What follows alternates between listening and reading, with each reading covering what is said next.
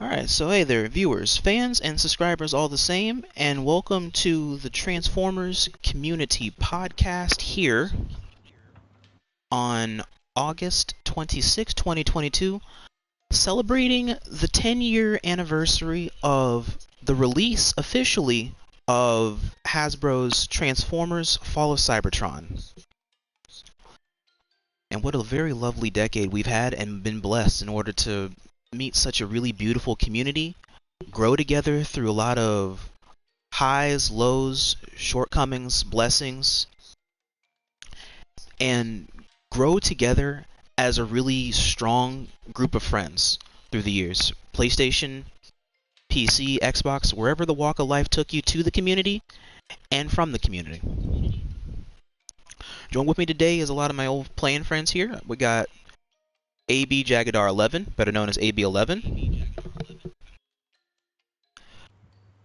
We got Good evening. Tarquinus. Hello. And we got GalacticKnight 12. Ooh. Alright, so we're going to go over a lot of the past and the present. And I recollect that there is also Smash Everything, Mr. Brawlimus Prime, that is here with us as well. What is good? And so we will all sit here and just go over a lot of the past that shaped a lot of the present, that built many of our followings, built many of our journeys through the scenes. Alright, let us begin.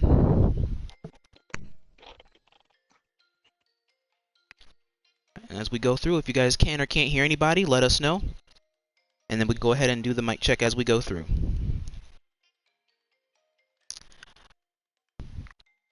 So real quick, we can go on ahead here and do... we can go ahead and take a look back at everybody's previous gaming backgrounds if you'd like to, and then how they came into Fall of Cybertron, or possibly War for Cybertron, the preceding game, and go into careers and former clans, classes, leaderboards, if you want to go into that stuff, if you cared about leaderboards, and just wherever it is that it takes your fancy. Let's start with Brawl.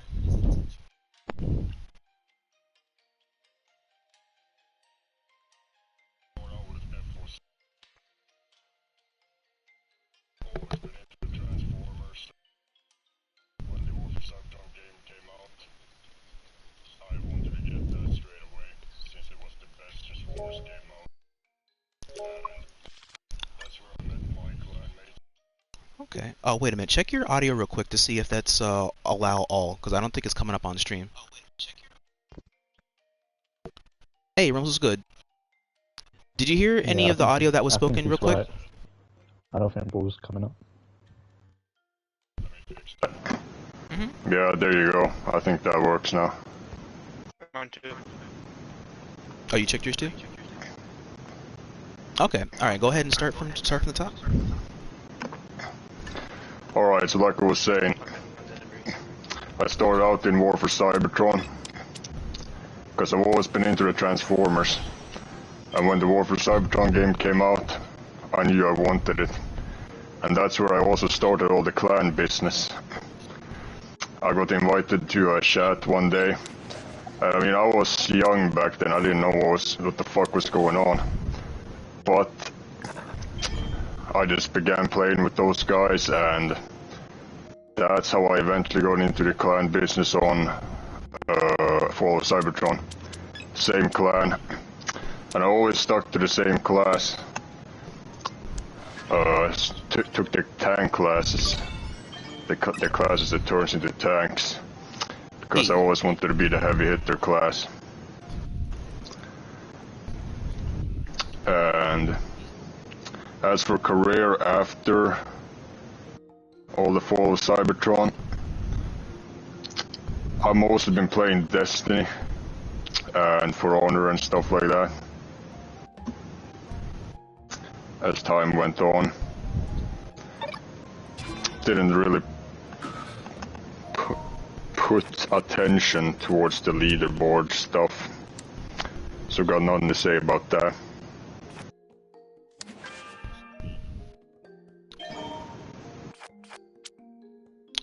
Okay. Next, let me go to Galactic Knight. Oh, okay. Alright. So, hello. My first gamer tag was GalacticKnight. I did not spell that correctly when I was in the community, and I was always reminded of that when I first joined gfaqs. It was AB here who gave me my nickname Gala. He was basically like my first friend in the gfaqs board. I didn't join the FC community until maybe since it already surpassed its first year and maybe a half. So I was part of the year 2 crew. I didn't have, and the reason for that was I didn't have access to PlayStation Network. So I played War for Cybertron a lot with its. I always have been a fan of Transformers since I was 5.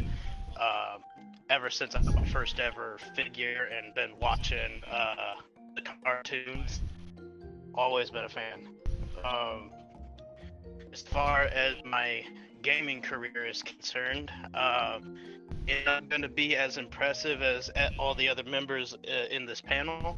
I remember I first tried to start a clan myself. Literally nobody joined, and you gotta keep it too. I was the new guy that was trying to start a clan, and nobody knew who I was.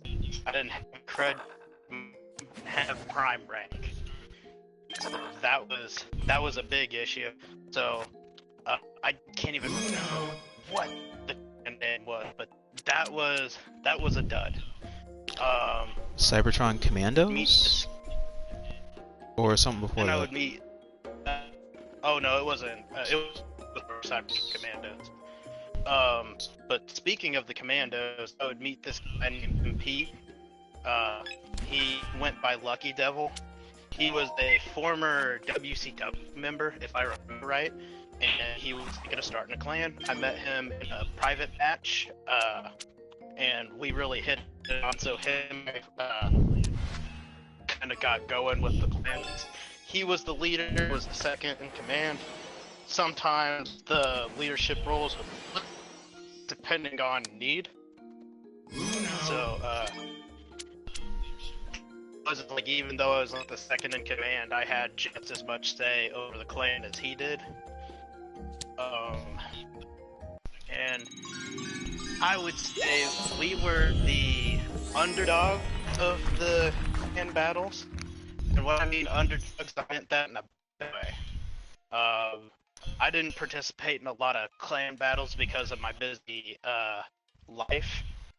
But when I did participate in clan battles, one clan battle comes to mind, and Tarq is gonna laugh his ass off when I describe it. My first ever clan battle was against LSC, and I remember it was him, King Starscream, MZ. There was 2 other players I can't remember the name of. I think one of them was Mr. Green. Then we had our motley crew at the Cybertron Commandos, and we got folded like laundry. Well, you know, you throw people in the deep end to teach them how to swim, Gallo. Oh, for sure. And well, we jumped in the deep end and we were sinking, man. We didn't even win a match. That bracket. It was a landslide, and I think there was a time where I kind of Hey, Apex, remember it a welcome. little different, but he, I think it was King Starscream that was like, okay, what do we do now?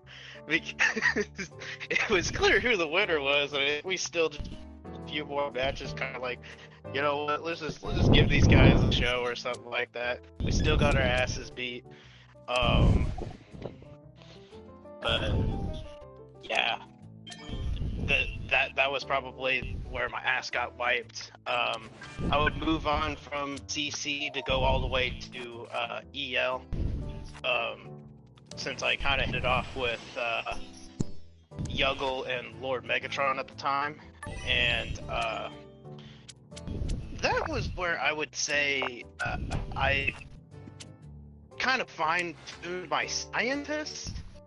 I was probably the best scientist player in CC, and I when I joined EL, I got better. Yuggle was having me accompany him in public matches where I would use the orbital pistol, so that really had me practice my aim a bit and applying it until I got really good at it. And so whenever I would participate in a clan battle, the support, I was healing, and I was usually weakening the opponents with the orbital cannon, or whatever that freaking gun is. But I think that was like the last clan battle I ever participated in, and then I joined LSC, and even though I joined, I never really like participated in any clan battles that was about when I was done with the game, and so that kind of rolls into what I've been up to after FOC. Kind of been playing some fighting games.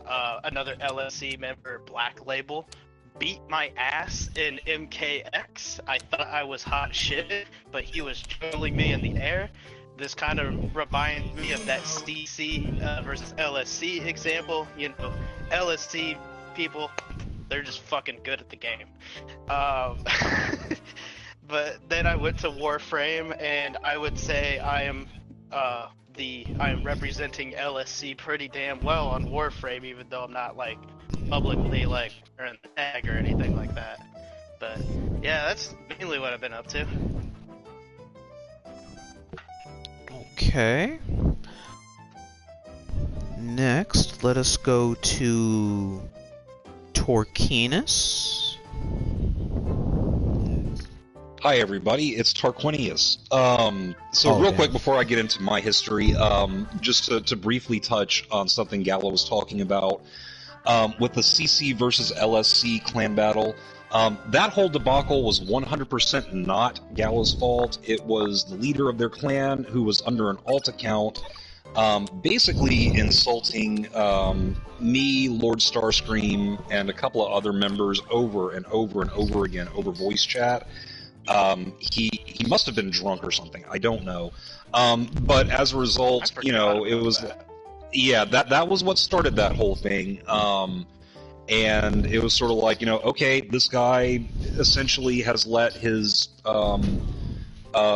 pit bull mouth overload his puppy dog ass. So, you know, it was like, okay, sure, then let's put it to the test. And we did, and if I recall, he didn't even actually show up for his own clan battle. Nope. I think, yeah, so that was a very brave... I was forced to help set it up, and I remember you guys thanking me for, you know, participating. Yeah, of course, I mean, you know, you were great, I mean, you're a good sport. Yeah, I just wanted to say that, you know, real quick about the background of that. But yeah, as for me, like the other guys, I have been basically a lifelong Transformers fan. You know, my whole life as a kid, you know, there were really no Transformers games to speak of. You know, they came out eventually with an Armada game on the PS2, which was good, but, you know, not super in-depth. But then finally, you know, they come out with War for Cybertron for the PS3, 360. Amazing. Love it. It's everything I've always wanted in a Transformers game. And, you know, I played it, but I was not involved in any kind of, like, clan or group or anything like that. When Fall of Cybertron came out in 2012, you know, it took about, I would say, 6 or 8 months of playing it excuse me, before I got really like noticed and I got involved with a more competitive scene. I originally joined, if anyone remembers her, Blue Fox. She was a Conquest player. She had started a clan called the Predacon clan, and it had Higgs and a couple of other players from that era in it. And it's like, oh, okay, this is going to be fun. And then like 2 weeks later, she says, by the way, I'm disbanding the clan. So at that point, I still wanted to join a clan, and I got an invitation to join what at that time was EO, Elite Overlords. And, you know, that was, at the time, the biggest clan, like, both in terms of its strength and its just sheer size. You know, I was there for almost a year, maybe not quite a year. But regardless, I eventually became the second in command of the clan. Then me and a few other guys left to form LSC, Lightning Strike Coalition, which is probably the clan that I am the best known for. And since that time, I've been in a few others. You know, currently in this iteration of the game, in the Retirement Home Clan RH. So that's what the name of that is. Yes, because we're all old. Hey, there's no shame in that. It's called wisdom. Happens to the best of us. Indeed. Alright, next, let us go to AB. And AB, when you can, add Apex to the chat. He's a Depressia in the chat. Hey everyone. Yep, so I'm AB-11. My previous gaming background before Transformers Fall of Cybertron was more or less offline gameplay in FIFA for a number of years, and I don't think I've told the story, but the only reason why I actually joined the PS3 community and bought a PS3 was because my Xbox 360 at the time, in 2011-2012, had the Red Ring of Death. So that actually led me to buy a PS3 and then in turn buy FOC on the PS3 in late 2012 when the game came out. So, I mean, if my Xbox didn't die, I may not be sitting there today, I may not know this panel, and I may have just been another scrub on the 360, really. Yeah, that's sort of my introduction to my early career. Is just I describe myself as a FIFA veteran. Moving into FOC, yeah, like I said, I joined in more or less the time it released. So I downloaded and played the demo quite regularly, which I'm not quite sure on the time frame, but obviously it was before the game, and I played that quite regularly. So that was sort of my introduction to the Transformers Fall of Cybertron game. I'd say what really influenced me into buying it was sort of the Transformers Shia LaBeouf movies, really. I wasn't in the era of G1 and I guess previous or older movies and TV shows, so that was sort of my introduction to the Transformers world. And yeah, I'd say for the first year of me buying the game, it was more or less just public, and yeah, I'd say I'm a a lot of people know me for being that CTF lad, which is what turned out to be the game mode I'm known for. So that was just me for a year, just playing in public, 6v6 matches. You know, very early on, my first few friends were lads like Numpties, Supersonic, Ethan, who I became great allies and he became my leader a few years on. Bo, Pray for Your Life. Yeah, sort of just a lot of the CTF lads really. Yeah, so competitive wise, I was just completely off the grid. I didn't know about the community that existed. I didn't really know about the clans. Until I joined the Masters of Destruction. So yeah, that was sort of my introduction to clan battle life. I believe I played one game for MOD. It was a tournament against, I believe at the time it was, I want to say it was the Dark Mount Destroyers. Again, I don't think it was their main team, but you know, I believe it was some form of tournament. So I believe initially they were called Dark Mount Destroyers. DMG. Originally, yeah. Yeah, because I looked back at the old channels that Nick and Strax had. Yeah, it was DMD before DMG. Strax was in the lobby, but I believe he was either refereeing or recording. So yeah, that was sort of my first ever game really. But I guess my first real clan battle was for the Elite Overlords, so I was similar in joining Tarq in that regard.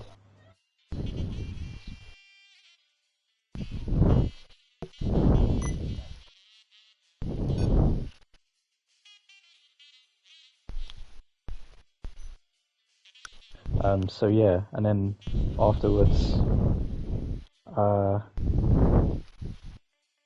greatness happened really.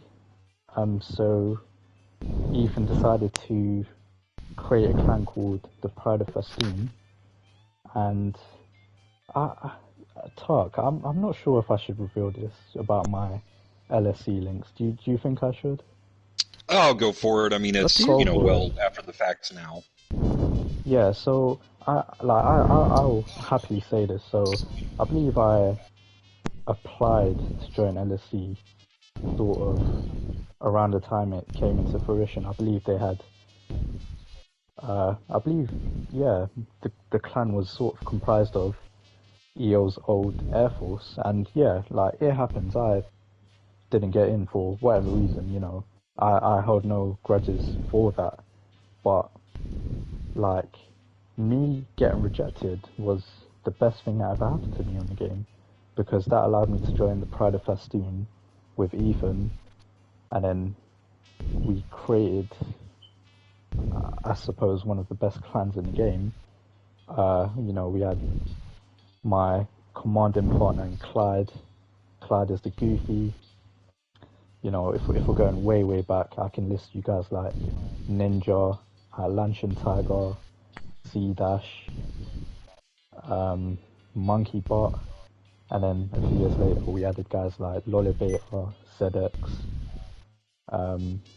and Omega, to name a few.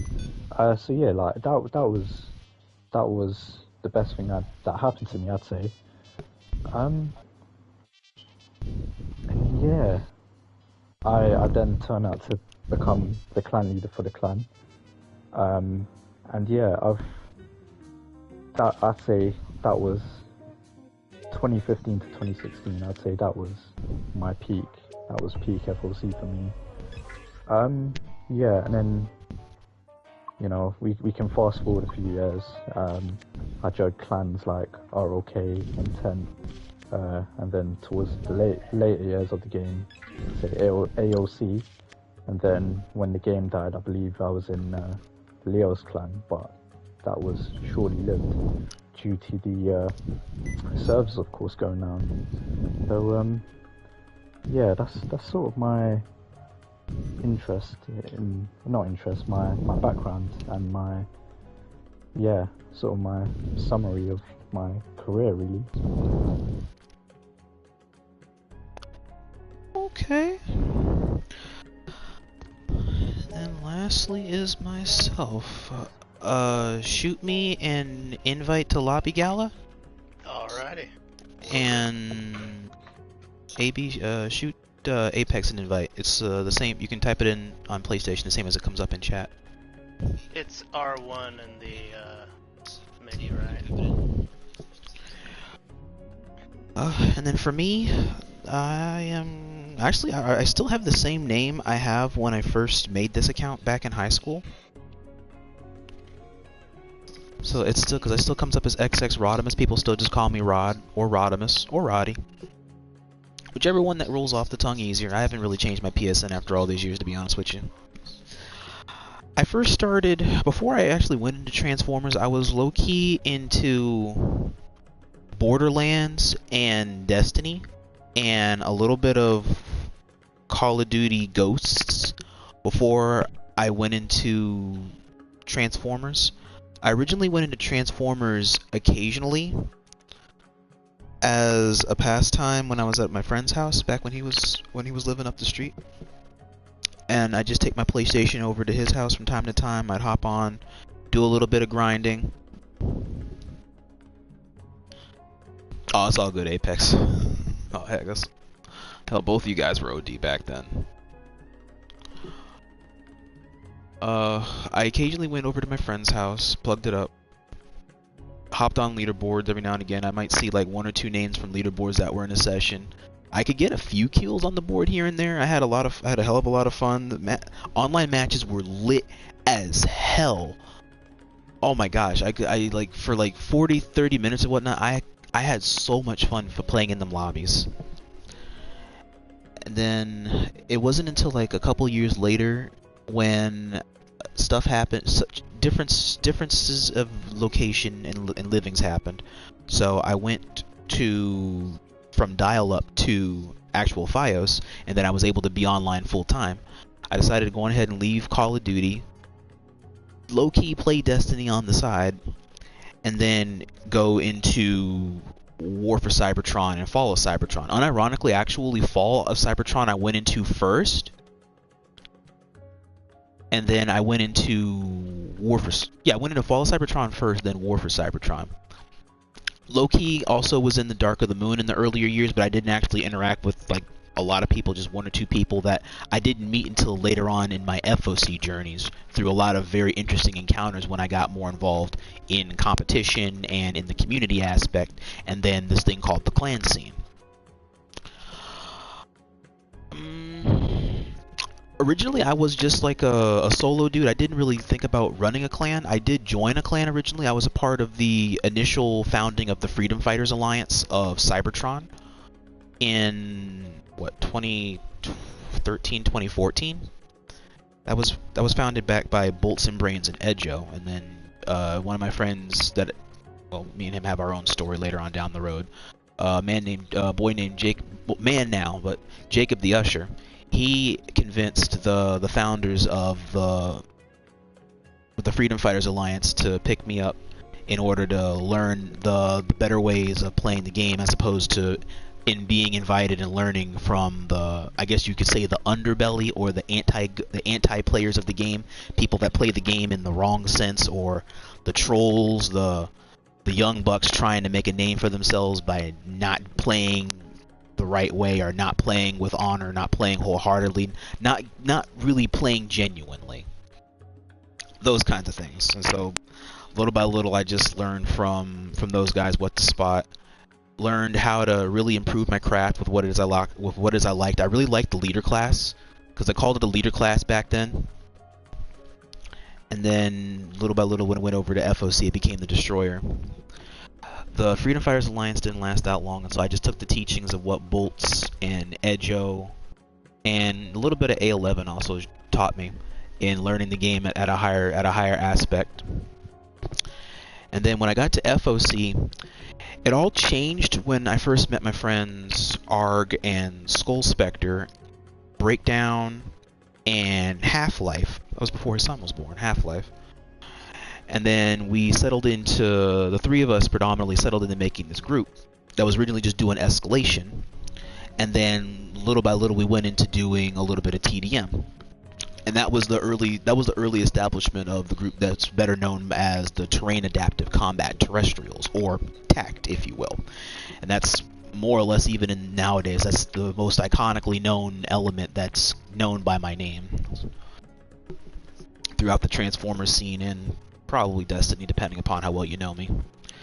And then in the Transformers scene, it changed when I met Lord Megatron. It originally happened on a bad note, and then it grew to be like a recurring bad beef kind of thing that I learned later on in the years why it wasn't a good thing originally. But it was still good that it happened, because it helped me to really see a better side of myself that I couldn't get without first bringing out the anger or the tilt in me, so to speak. Because I was usually like, I was like a goody two shoes for so long, and then it was only until like this one guy that tilted me the more I got to meet him, or the more I met a lot of his friends. It helped me to toughen up and to be the better person and the better leader that I eventually grew to become, if that makes sense. And that first clan battle that changed everything, that was with his group before the name change, was with Elite Overlords. And then that changed everything for Tarq as it went on through the years. That literally set the pace up for everybody that wanted to either come through Tarq, cross me, cross the other leaders, or cross the players, or just play briefly and then go because they think it's either a whole clan full of noobs or the occasional veteran people. It's a whole group full of mixed players. So there's players that are older players. There's players that are also younger players. There's kids. There's tweens, teenagers. Hell, even family people. Like Breakdown, for instance. Like hell, she's one of the best Escalation players a person will ever know. She's got 4 kids. Wow. She is literally super mom.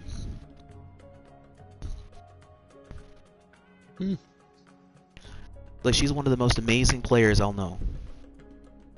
Then Half-Life. There's there's Apex. There was Flint. There's Tim. There was Alan the homie when he was with us. Rest his soul. There were so many beautiful players through the years, through so many different administrations that I was really blessed to have over the years, and see the growth of so many players, see the growth of a lot of kids and the young men, see the growth of a lot of their ideology on how they think when you interact with a lot of interact with a lot of kids through the years, and you see a lot of them grow. They grow with you. Sometimes they even grow on you. Like, hell, I can't even think of how many times Grimway's like pissed me off through the years, but I still love him. Like, he works a nerve. And then in the later years, Tarq still became more or less a force to be reckoned with in its own right, in order to try and give decent integrity and fundamental gameplay and psyche to playing.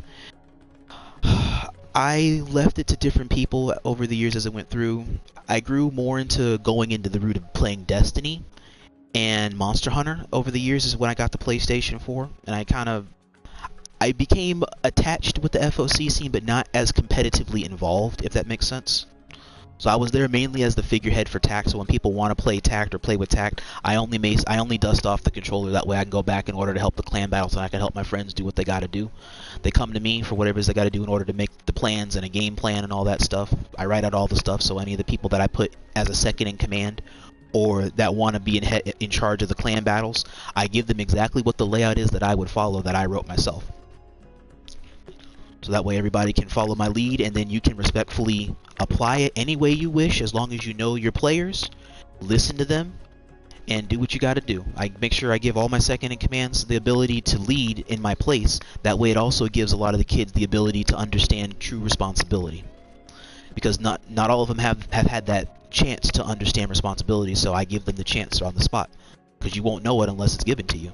And I'm willing to always take that gamble, as much as it did take a mental hit from time after time after time over the years, but it was a necessary process in order to make sure that people in the community can understand how to take care of themselves and understand how to understand what being responsible for other people really means, and not just taking clans or taking group battles for granted. That pretty much wraps up my introduction and what it is I did to coming from the scene, to the scene, through it, and beyond it.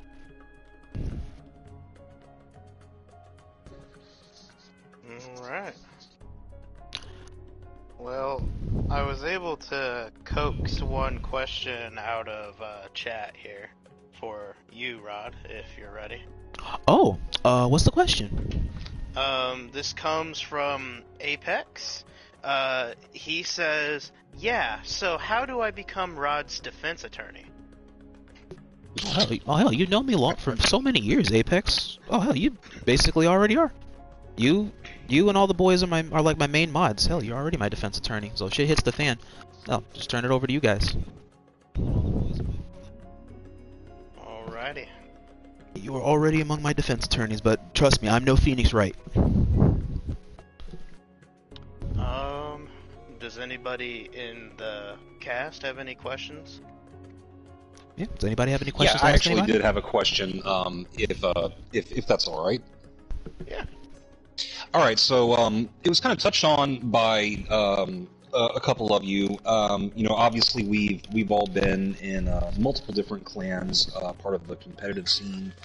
For a long time, and some of us have been in the same groups, some of us have been in the same groups but at different times, and one thing that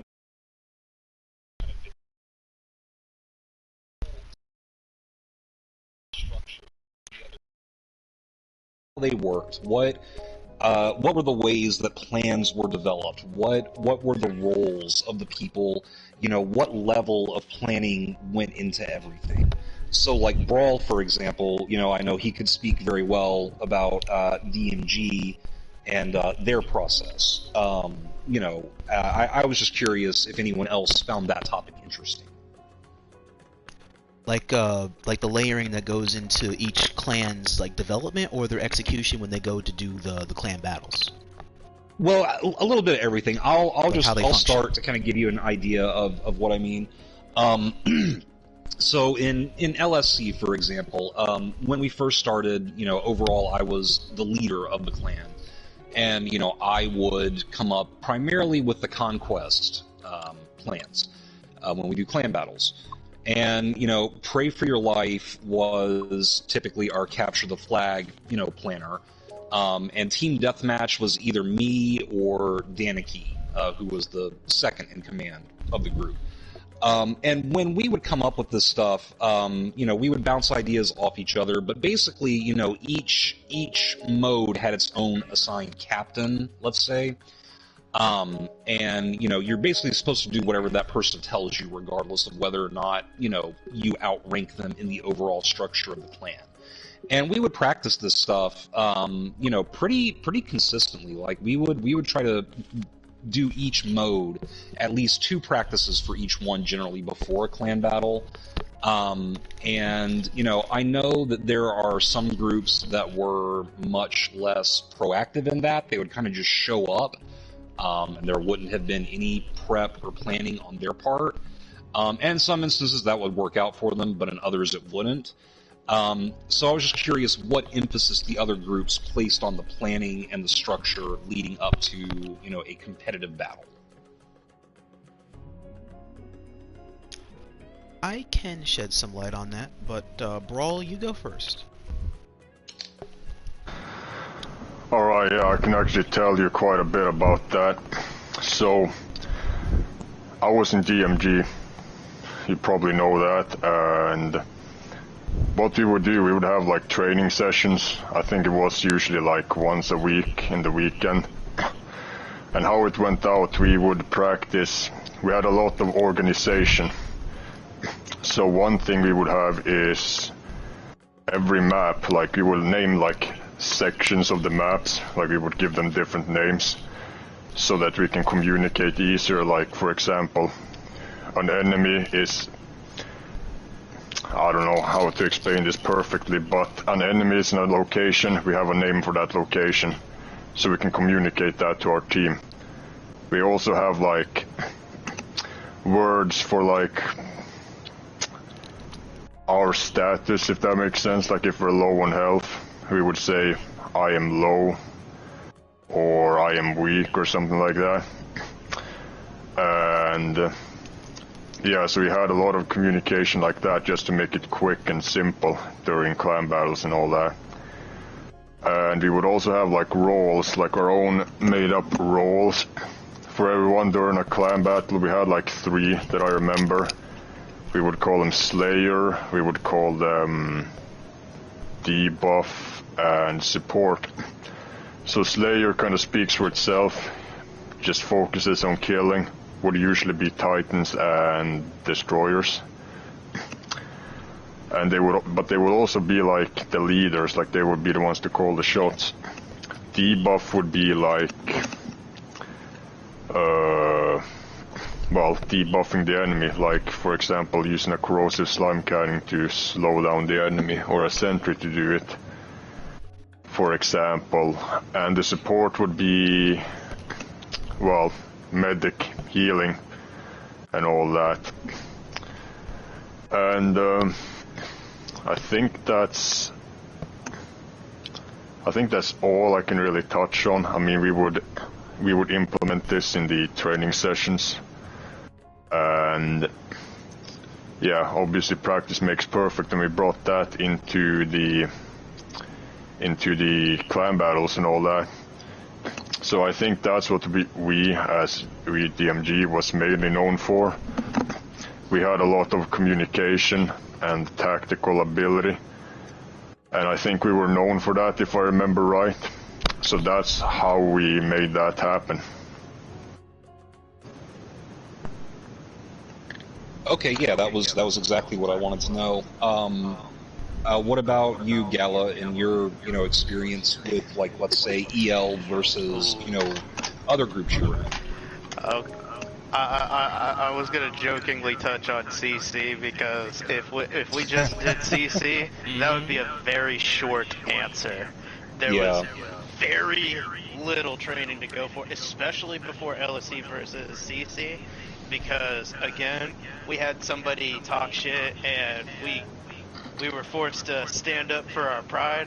Meanwhile, I was just like, I haven't been in a clan battle before. This is my first one. I want to do this. Let's get going, guys. And I think I actually remember the name of the individual. It wasn't even a clan leader at all, which I can talk to you about after the stream. Oh, okay. However, when it came to EL was probably where I trained more than I participated in clan battles, actually. A lot more of my time with EL was spent towards training. And that's not to say that, like, I didn't ever train with CC, because I did. It just, we didn't do it as much or as, like, intensely as EL did.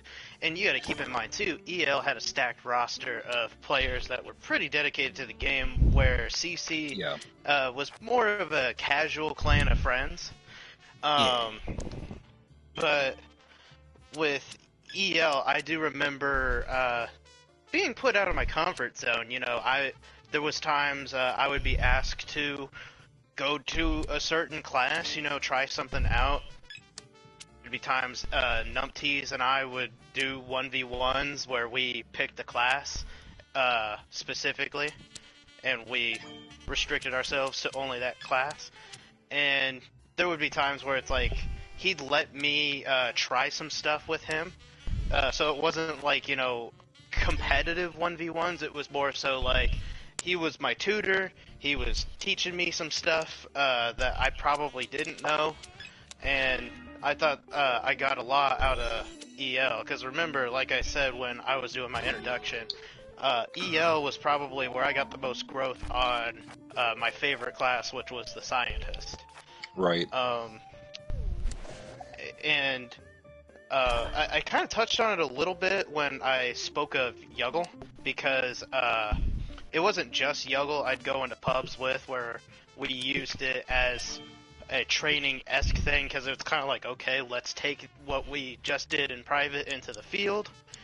And that's happened on a lot of stuff. I remember doing Titan matches with Lord Megatron and Numpties specifically. And I think that was my only interaction in a voice chat with Lord Megatron. Yeah.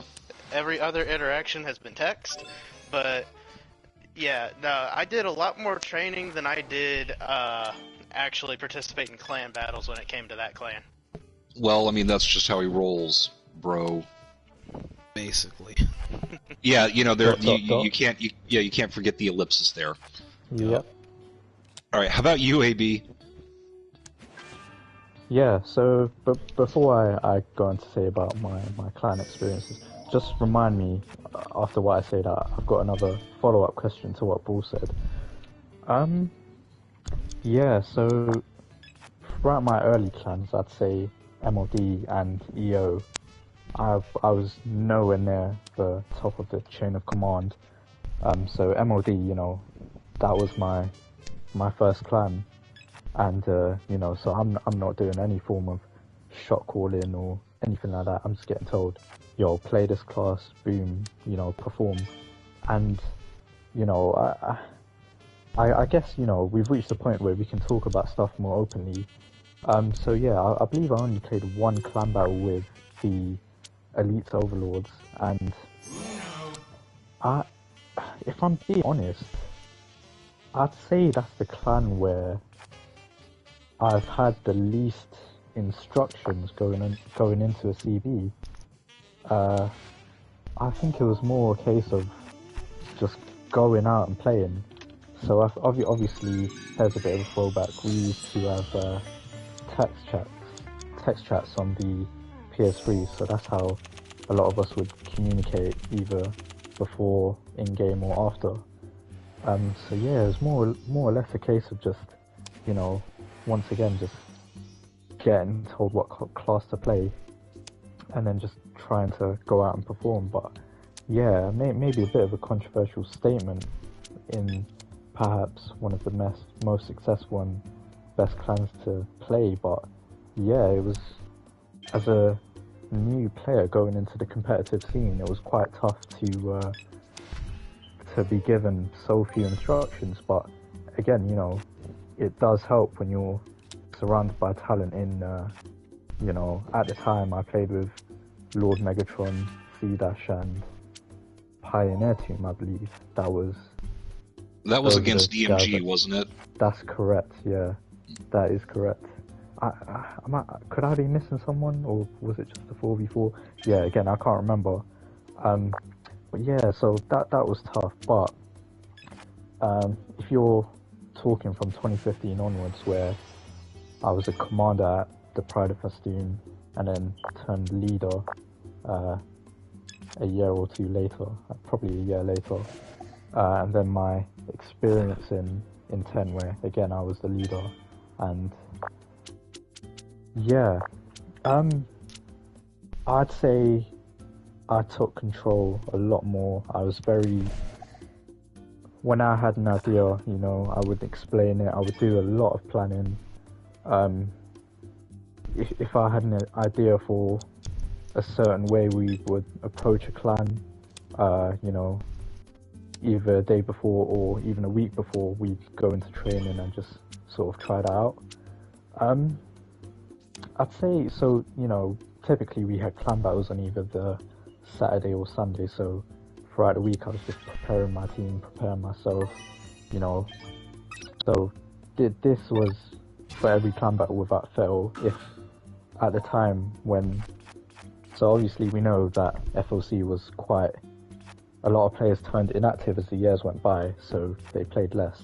What I would say is just make sure you play a week, at least the day before, just so you're that bit more fresher, and you know, you can give us that extra, what, 10-20%. So that's always what I try to do myself, just to give that little bit of a boost.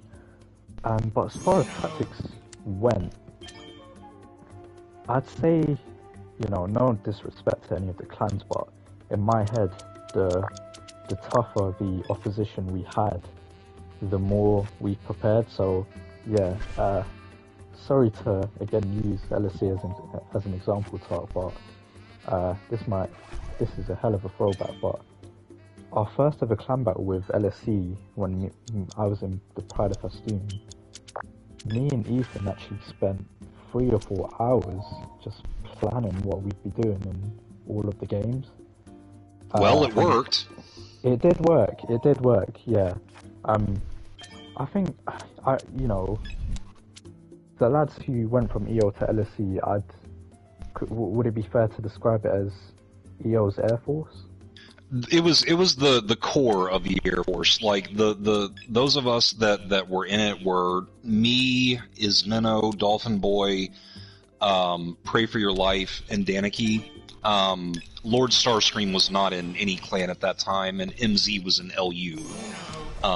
So that was the original, group. Yeah.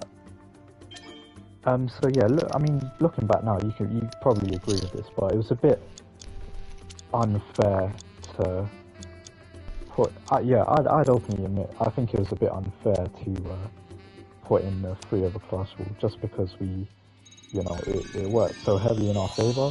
However, what I can say is that the map of choice being Spider in, I believe it was either CTF or Conquest. It was Conquest. Conquest, it was Conquest, yeah. So my thinking behind that was Spire is a very it favors the heavy classes essentially, and yeah. Not saying that we're better as a heavier class team, but just because you were so dominant in the air, I just thought you like, I remember guys like Mr. Green having to go Destroyer just because it favored heavy classes. So yes. Yeah, what our plan was sort of just to neutralize your scientific. When I say scientist, I mean Jet. Your scientific prowess, and it did work, but we had to sort of minimize your advantages and just play our game and what we know. So yeah, that's one occasion where we've prepared for a long time, and it eventually did lead us to win the clan battle. But obviously, we know what happened a year later when LSC sort of came back a lot harder, really. Right, and not to interrupt you, but yeah, it was specifically as a result of that initial clan battle, which the scores for that, the first capture the flag was tied at 0-0. You defeated us in the conquest, and then you defeated us in the other capture the flag. We were all sore over it, let's say. So yeah, when it came time for us to reform and PF was going to be our first clan battle, yeah, we planned that thing to the moon and back. And for the record, for people who don't know, the PF is one of only 2 clans that ever actually defeated LSC in a clan battle, the other being EL, so that's pretty tough to do. Yeah, the second clan battle, I was when you're in a position of power, like as a clan leader or a commander, it's very hard to say what you really want to say, just because of like how it affects morale and motivation going into the future. Right. I'd happily, at this moment I can admit that I was absolutely fuming just how, I'd say we didn't understand that we were facing the LSC. We had people may tout him as the best player in the game. We had numpties on our team at the time.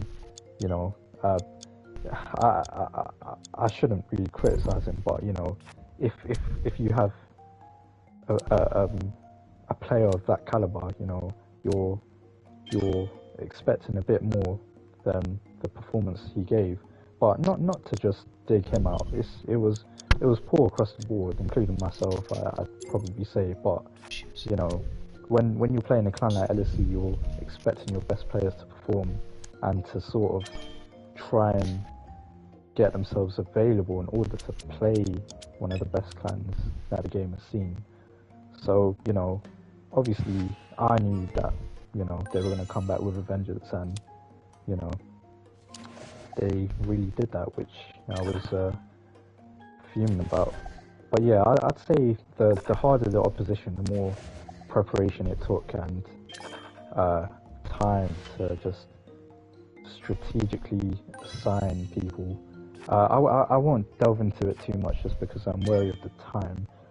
Yeah. But again, in PF, I was given the task against DMG in our clan battle. I believe it's on Stratus's channel.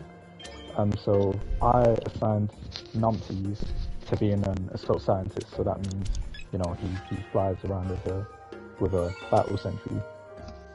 And that was one of the best performances I think I've seen from someone where I've been sort of leading the clan or making up the strategy, and someone has to the letter executed that plan.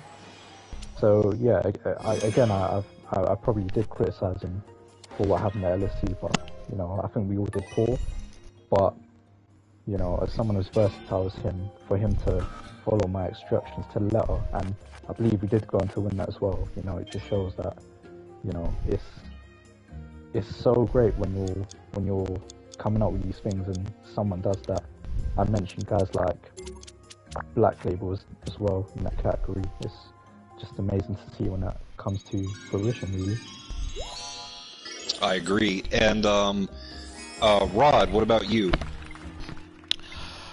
For me, going back to how it all started in the early founding in the early founding of the administration, I didn't have to worry about too much miscommunication and disarray in properly assessing the layouts for each clan battle, because I had a lot of different players and whatnot that could actually weigh in based off of each game mode or their own experiences on each map or the game mode or the people, how to tackle all these situations. Over the years as it went along, it got harder to keep upkeep, so it was a learning process to teach the newer players essentially what the older players were doing, because they were originally relying on the older or the more experienced players to do a lot of the heavy lifting instead of applying how to take control or pitch in more as the established TAC players were seen or playing less and less. So there was a lot less of Moonwalker or Optimus 543 or Diesel Fuel or Syzax or Flint or Greg Mowers or a Jacob or something like that.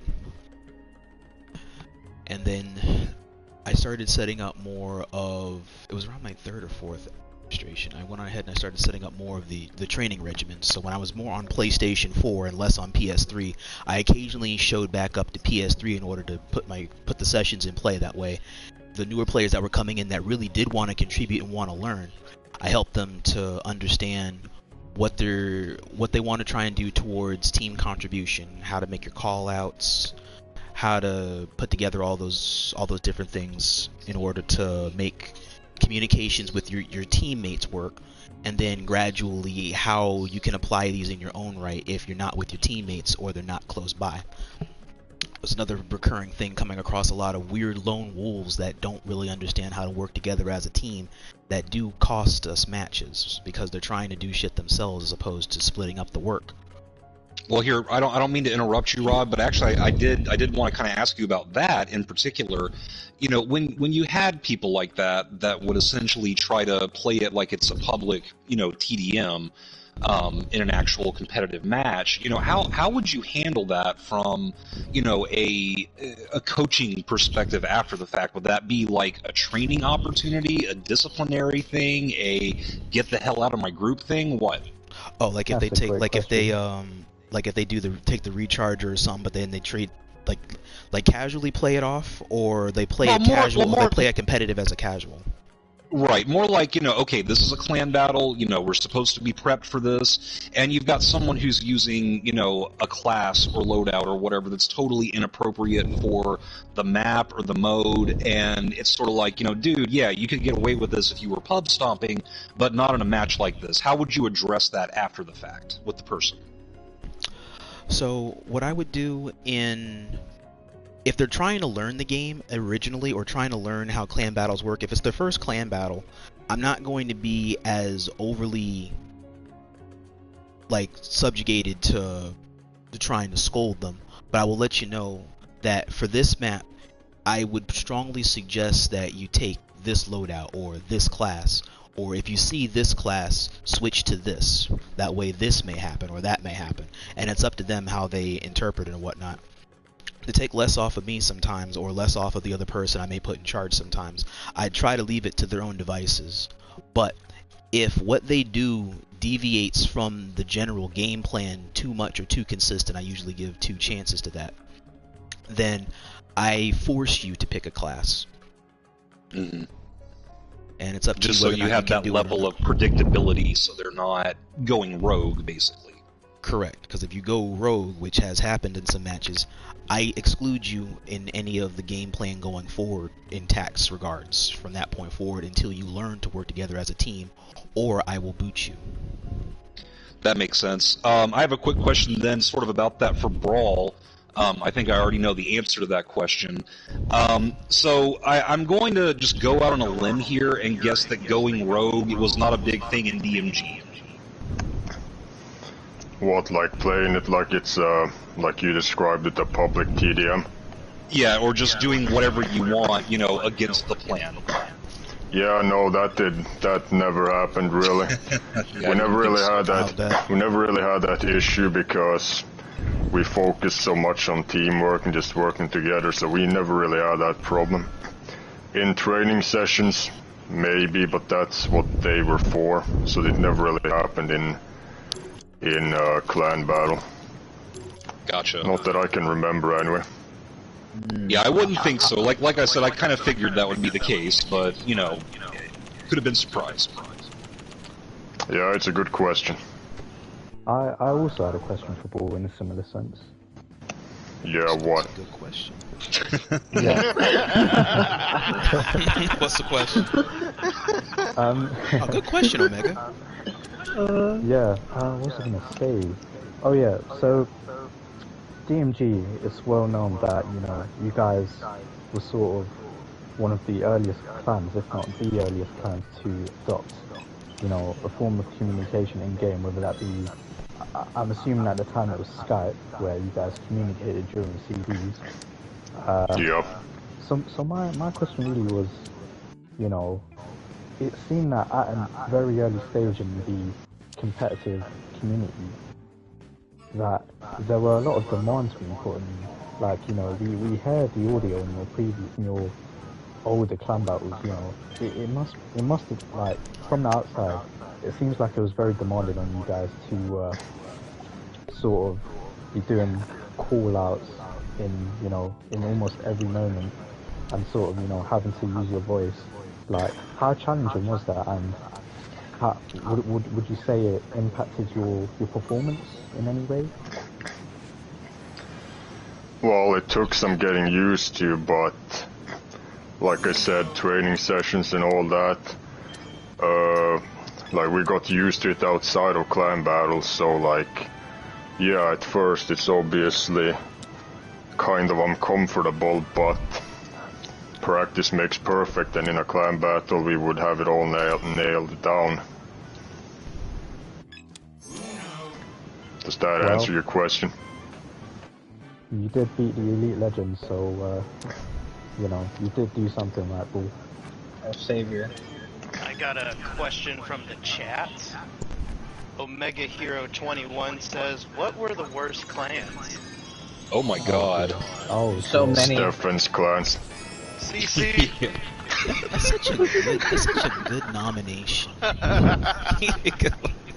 I think lost to Rod- LSC. We Yeah. lost to ACW. I think Rod knows which one I'm gonna pick. Oh, bro, I want to say MOC or ACW so bad. You said which one? I'm thinking it's got to be either between the MOC, the old ACW, or Well- CEG. Well, one, I was part of the old ACW, so no. But it is CEG. I hate A77, that little bastard. I don't think. No, As do tell us how I, you really but- feel about him. As do I, but I will I also don't- try he's to not be here, as is he? unbiased as possible. I can't be unbiased with that because Then that's he did understandable. he took something from me that I cared about, and then I was put to blame for it. So I will never forgive him. Understandable. If I had to be unbiased, I'd probably pick Well, you know, I will say probably instead of like what I it's think kind of the worst annoying plan was, to, I'll I think phrase it it a was different during way. the The worst what was plan it? to deal with. You guys wanted the rematch so bad or something. It was kind The of worst weird. one to deal with? You know, Tarquinus lost connection or some shit. That's a difficult one. And then, look, they already won the match basically, but they just keep wanting to reset even though they were gonna win.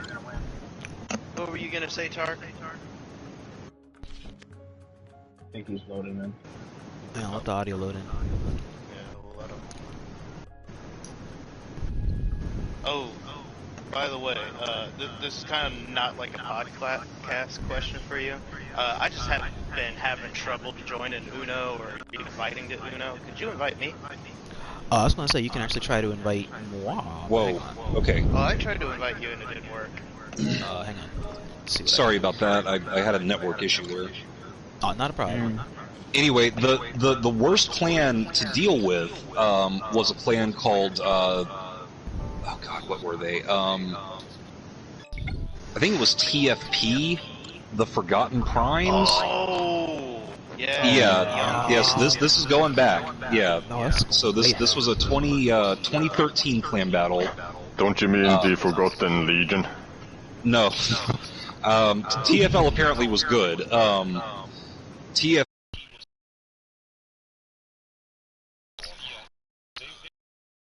Yeah, that was Dax's group, wasn't it?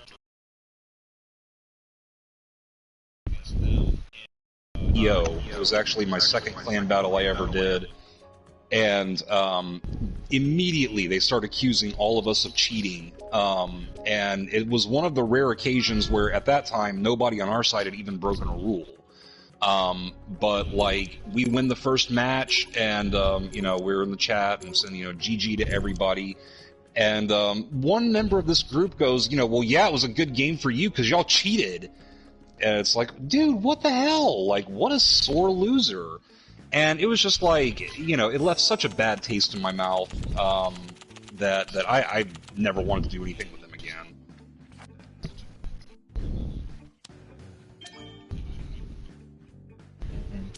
Which was not hard to accomplish since they, you know, disappeared. But hey, there you go. No, actually, I take that back. When I was in LSC, we did do one clan battle with them, and they did not whine. I mean, they still lost badly, but they didn't complain. Well, at least I met it halfway. Yeah, you know. I'd say my nomination goes to Mad Dog's failed clan. That has to be up there. Oh, God. What was his clan again? I don't Mad even Dog had a remember. clan? Bro, I couldn't tell you. Yeah. You don't remember? This, I just It don't was remember the name. GOK, wasn't it, or GK? You're Or... right. Something like that. Something like that. GK. Yeah, if I remember, I I really don't fucking remember them. I really That don't. has to be up there. I think that's harsh on CEG. They, you know, while they probably did take a few losses, like they still had some talent. Like I wouldn't put them up there as the worst. But you know, to each their own, I guess. Who were you talking about? I believe the lad who joined, I believe he mentioned CEG. Oh, well, I would take as the worst clan as the worst one to either play with, deal with, or just like set up things with them. I will say this, like, it was probably, well, it was definitely the worst run clan I've ever been in. You know, which, considering the clan I was in for the longest time, I was running it, you know, I'm a little biased, but, yeah, when I was in CEG for like 3 months or whatever it was, what we would do is this: we would be in the chat, and you know, we would be making the plan for whatever the match was, and it's like, okay, everyone's ready, we've got this. We would be in the lobby, the game, whoever was the host would hit start, the countdown would go down, get a notification in the chat from A77, wait, do this. And it's like, bro, we just spent like an hour talking about what we were going to do for this, and now all of a sudden we're 4 seconds, away from this match starting, and it's like, guys, forget about the healer. Everyone just go fuck a goat, or whatever. I mean, it was just something stupid like that. Wow. I knew his sounds like the tactics game were plan. cool. Because his game plans were just His not game there. plan was to just get rules that didn't exist and then bend them. Well, right, and I mean, honestly, the main part of the success that group had in its later years, it was an attritional thing where, there were just so few clans left that the better players kind of gravitated towards these, smaller clans that, frankly, a year or two previously nobody would have, given any consideration to. And that was a big part of it. So they had in CEG at that time, guys like Pro Skills and Aswin and I think Marv was there. Right, and it's like, with that lineup, it's like you're gonna have a hard time losing. Like you might actually have to try to lose at that point. But it was, it was what it was.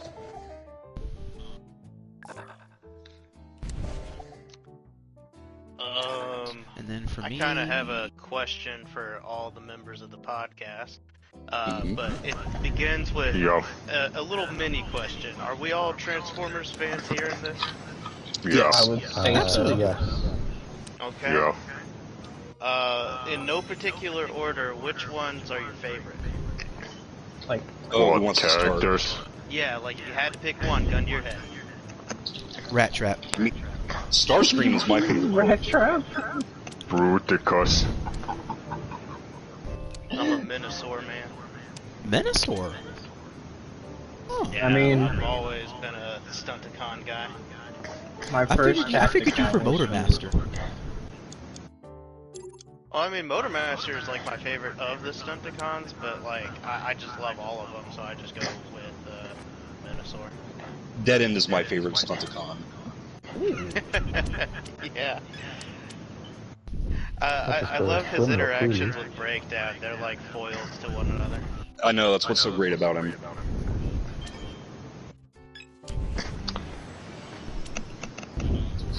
So it sounds like almost everyone is more of a Decepticon than an Autobot fan. I mean, I think I would pick Swoop, but Survival I of the also pick fittest. Swindle if I had to. Brawlimus could voice act for Bruticus. Yeah. Yeah, He could. you get paid. If I did have to pick an Autobot though, it wouldn't be any of the mainstream ones. Like all you guys mainly picked Decepticons. I didn't pick a Autobot. I picked a Maximum. Wait, Yeah, I would probably pick a Dinobot. I picked Rat Trap. Oh, okay. If I would pick an Autobot, it would be Grimlock and Bulkhead. That sounds about right. I forgot what that. There was a G1 like thing for Destroyer, and he had like a little gun on his thing in FOC, but. Are you talking about Warpath? It was a Destroyer class. Oh, Hound? Yeah, I think so. And that is Surprised no the one chassis said I used, Dinobot. and we lost it like LSC or something. Yeah, I said Grimlock. Good observation, Sandy. I was surprised no one said Dinobot. I did say Swoop because I mean, I got a No, she's talking about the Mac. Mac. She's talking about someone from Beast Wars. Yeah, the Whose East West name is Dinobot. Dinobot. I have to wait for the movie. Don't worry. Let's just see the new action movie. You guys ever hear of Volcanicus? Yeah, Yes. I heard of him. The Dinobot's turning into a combiner. Oh, Yeah, That I that have. was I thought that was Dino King. King. So Combiner. cool looking. I thought that was named Dino King, but that's a totally different Transformer. Yeah, that was I don't know the what the fuck Japanese. that is. Oh wow. Yeah, Dino King Volcanicus was is the Japanese. the... He was Yeah, a go Japanese ahead. version of Monstructor. Oh, really? Yeah. I know Monstructor. He is, who is he? He was he was G2. he was the last combiner in G1 of the original toy line. Come on. What? Yeah, it's the Tarquinus, I I think. was talking about No. It was after him. They were smaller figures. They weren't Oh. Micromasters, but they were smaller than the average combiner characters. Yeah, kind of like in this Cassetticon class, but a little bigger. Yeah. Rod, I'm getting fucked over in this game. I have Yeah, not played yeah, I know a single these turn for these 3 AIs turns are in a row. really letting us have it right now. Let me see. What was the next thing here? We're going into the player-based casual competitor. So let's go. Let's delve into the. I think we're going into campaign and escalation. Yeah. So we're going Sandy in into- the chat says Brawlimus could voice act for Bruticus. Exactly. He could, I'd give him I $1 million. would. I mean, and he'd do it too. Give us your Bruticus voice. Oh, cool. Give me something to say and I'll do it. Oh. give him a line of code. Bruticus, I love them, you're man. going down. Give me something better than that. I'm trying to think of a line from this. I'm trying to think of a line from the chapter. What chapter? I probably Yeah, just from the said like story. one-word lines. Something like that. I don't feel like he talked We're much. taking over. We're gonna go ahead and take over the ship now. I feel like that was just done when they decombined and they got into like the main hub. Something like that. I mean, you could say a line from Conan the Barbarian using your Bruticus voice. I don't watch Conan. That's unfortunate. Oh, that could work. Bruticus smash? Bruticus smash. That's That'll what work. Alright, Sandy says in the I'll chat. say it. Bruticus smash. Alright. There we go. Let's go. Now you have to sub to a fans league. I to get would that. say it louder, but it's pretty fucking late where I live, so. Bruticus smash! There you go. What was your guys' point of view about the deftness of the campaign and escalation? And how do you view the replay value of it? Was it difficult? Would you like to do it more? And what were your favorite characters that you like to play? Wait, can you ask all that again? So for Sure. campaign and escalation, how did you like one more than the other one? Did you think that it was easy? Do you like the replay value to it? And any playable characters that you liked? Campaign versus escalation, I fucking say. In FOC, I like the campaign better. In FOC, I definitely like the campaign better, but if we're talking about War for Cybertron, I'm not gonna get too much into that because this is about FOC. But Yeah. in War for Cybertron, the escalation, in my opinion, was better. Oh, that's no question. Yes. But for the fucking FOC shit, campaign replayability, I mean, I like to spam the Bruticus and Grimlock missions, like even after I completed the campaign, because I fucking love those two characters. Like I said earlier, like if I would pick a Decepticon and an Autobot, it would be those two. So that was perfect for me. And what was the other fucking question? Campaign length. Oh, escalation. Playable characters. I mean, the characters weren't really that unique. They all had the same fucking abilities, but I like to play Megatron and Warpath and Brawl the most. And yeah, it was better in War for Cybertron, the escalation, but that's what I have to say about the FOC. Okay. Alright. AB? Yeah, I really enjoyed the FOC campaign. You know, Yeah. I think there's a lot of replay value to it.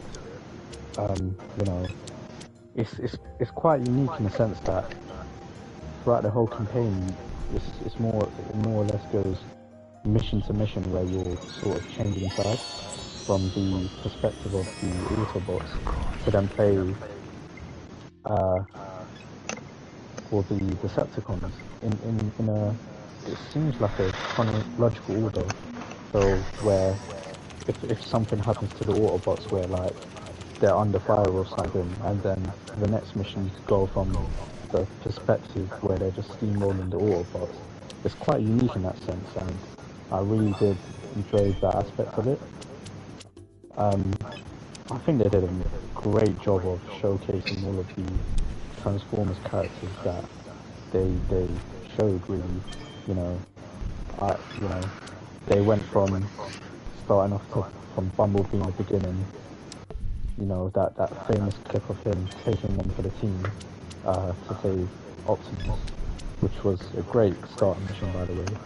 And then you get, as I believe Paul mentioned, that you get to play as Bruticus and Grimace as well. You know, those are probably some of the most fun missions you could play. And of course, another. If you died as Bruticus, you fucking suck. You know what? He's not wrong. He's out of line, you're not but wrong. he's not wrong. Yeah, he's not wrong. Yeah. That's so Yeah, much but health. you have Real 600 quick, health or something? Not to interrupt this, but in the chat, Sandy made a comment about a quote, Bruticus fucking smash. Brawl, could you say it? What? Say what you just fucking said. Yeah, Bruticus fucking smash. I'll try to say it a bit better now, but like I said, it's late. Go on, lad. Bruticus fucking smash! Yeah. Yeah. Good movie. Bro. But Hey, yeah, yo. the last thing I was going to say on that was that whoever came up with the last mission was genius, because, you know, depending on who you liked more, what side you sided with, I don't know if that makes sense, but yeah, you got to have chose either Optimus or Megatron at the end, which I thought was a really great Beautiful idea, touch to the campaign. and capped off Megatron an all the way. amazing campaign, I thought. I'll take As far as Optimus Prime. Escalation goes, you know, it continues the vibe of, you know, Call of Duty Zombies, I'd say, to where you have to survive 15 rounds. I think we're all multiplayer guys, so, you know, it's probably not what we preferred. You know, obviously you guys will speak about that. But, you know, when you did play, and you did play with friends, and people who knew what they were doing, it was quite fun to do different things, you know, base up at different areas, you know, try different weapons. And it's a great introduction if you haven't really played multiplayer before. So, you know, if you wanted to try that out, and, you know, it's a great introduction to the mechanics and the gameplay of the actual multiplayer game. So, you know, again, that was a really high quality mode, I'd say.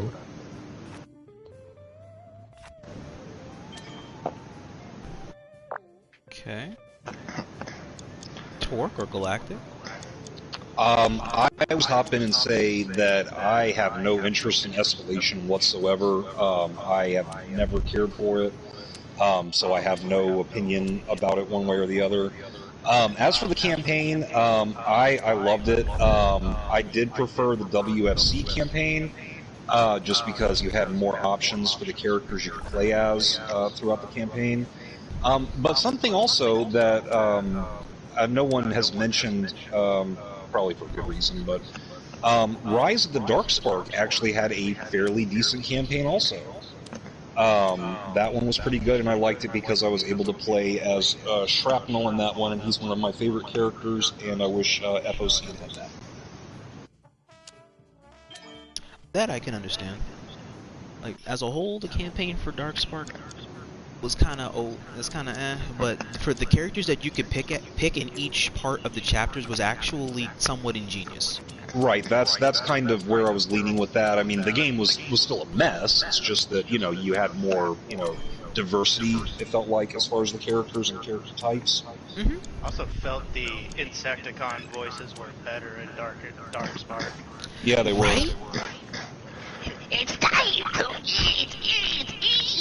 Like, they really had a good refresh on Speaking that. about voices, this is kind of off topic, but Megatron's voice actor is my favorite fucking voice actor of all. From that game, or just like his OG one? No, just in general, like I'm saying, Fred Tatasciore is the best. Oh yeah, He's the guy an that- excellent voice actor. Soldier 76. Yeah, Metroplex even. like he makes Megatron actually feel like Megatron. Wait, he was also the voice of Soldier? Yeah. Oh wow! Yeah, and he voices the Hulk too. Damn. Okay. He does that's a what really W good voice actor. angry voice. He doesn't do it in the movies, it's some other fucking idiot that does it in the movies, but usually he voices the Hulk. Okay. Oh, I guess it's me, right? And, yeah, you and then myself. Alright, so, Yes, sir. like Tarq, wasn't interested in Escalation outside of it being like an easy thing to do while chatting. I'm one of those people that like, I gotta be doing something while I'm talking. That's why I like Transformer figures so much, because I'll fidget with them while we're like partying and shit. But the campaign, got a lot to say about it. That shit, like, blew my mind as a 13-year-old. Like, holy fuck, bro. What, the campaign? It amazes me that it's almost been, like, 10 years ago. Like, fuck, man. Something that was mentioned that I kind of reserved for my section of the talking point, when you guys mentioned choosing Megatron, I have to agree his is probably the better one, because in his quick time event, he gets fucking stabbed, and then he's still fucking punching Optimus. Like, just throwing fucking hands, like, folding him like laundry. Like, you can't stab me, bitch! I like that shit. I have respect for that. Yeah, man, like, that was something crazy, because I remember I did Optimus first, because, you know, you gotta do Optimus, but, like, I went back and did Megatron, and, whoa, he still gets stabbed, but he's just beating him up like he doesn't even feel it.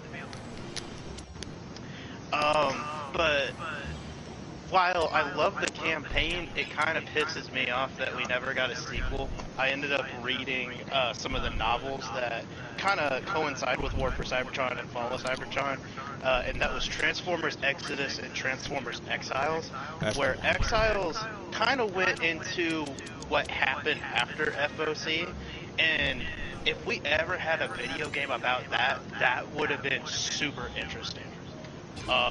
That would have kind of given us,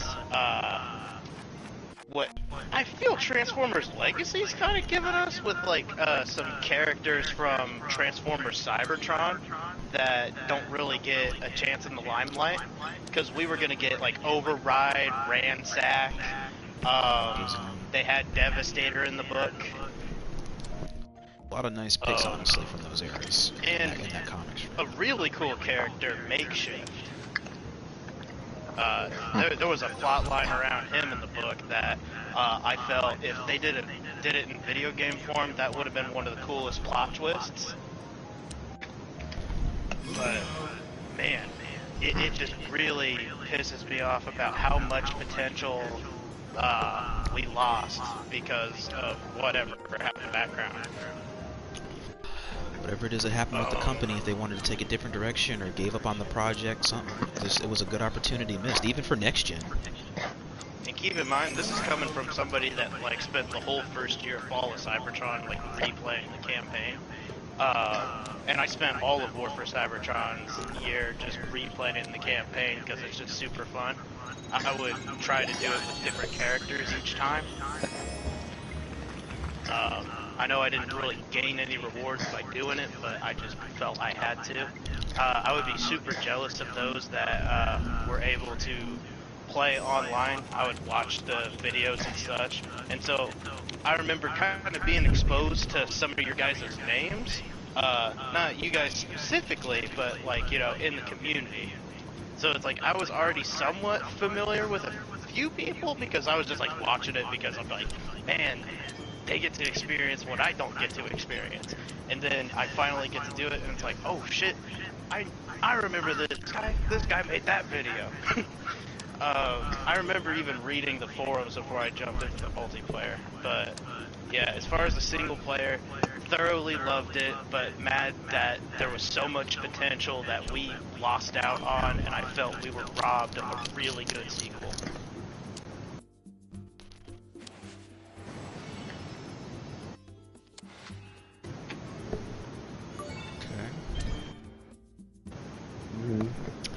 For my take on it, between campaign and escalation, for FOC, I give it to the campaign because of how much it was able to delve into with each character's growth.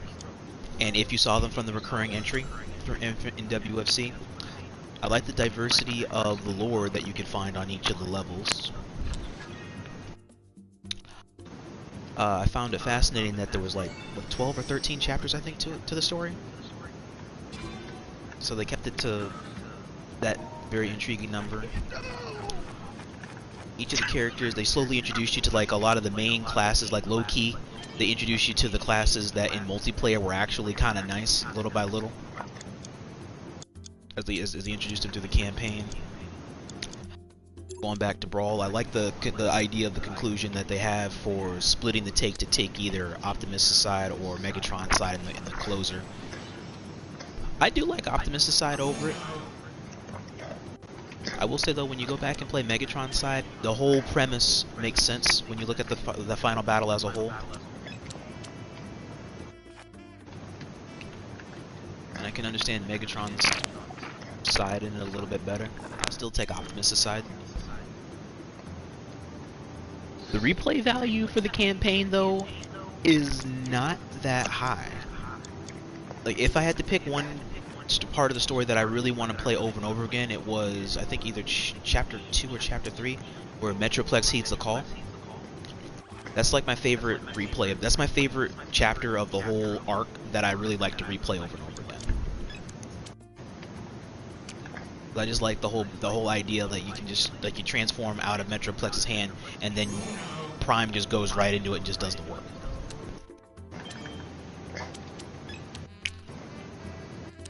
Yeah, I liked having Metroplex beat the shit out of those turrets. Yeah.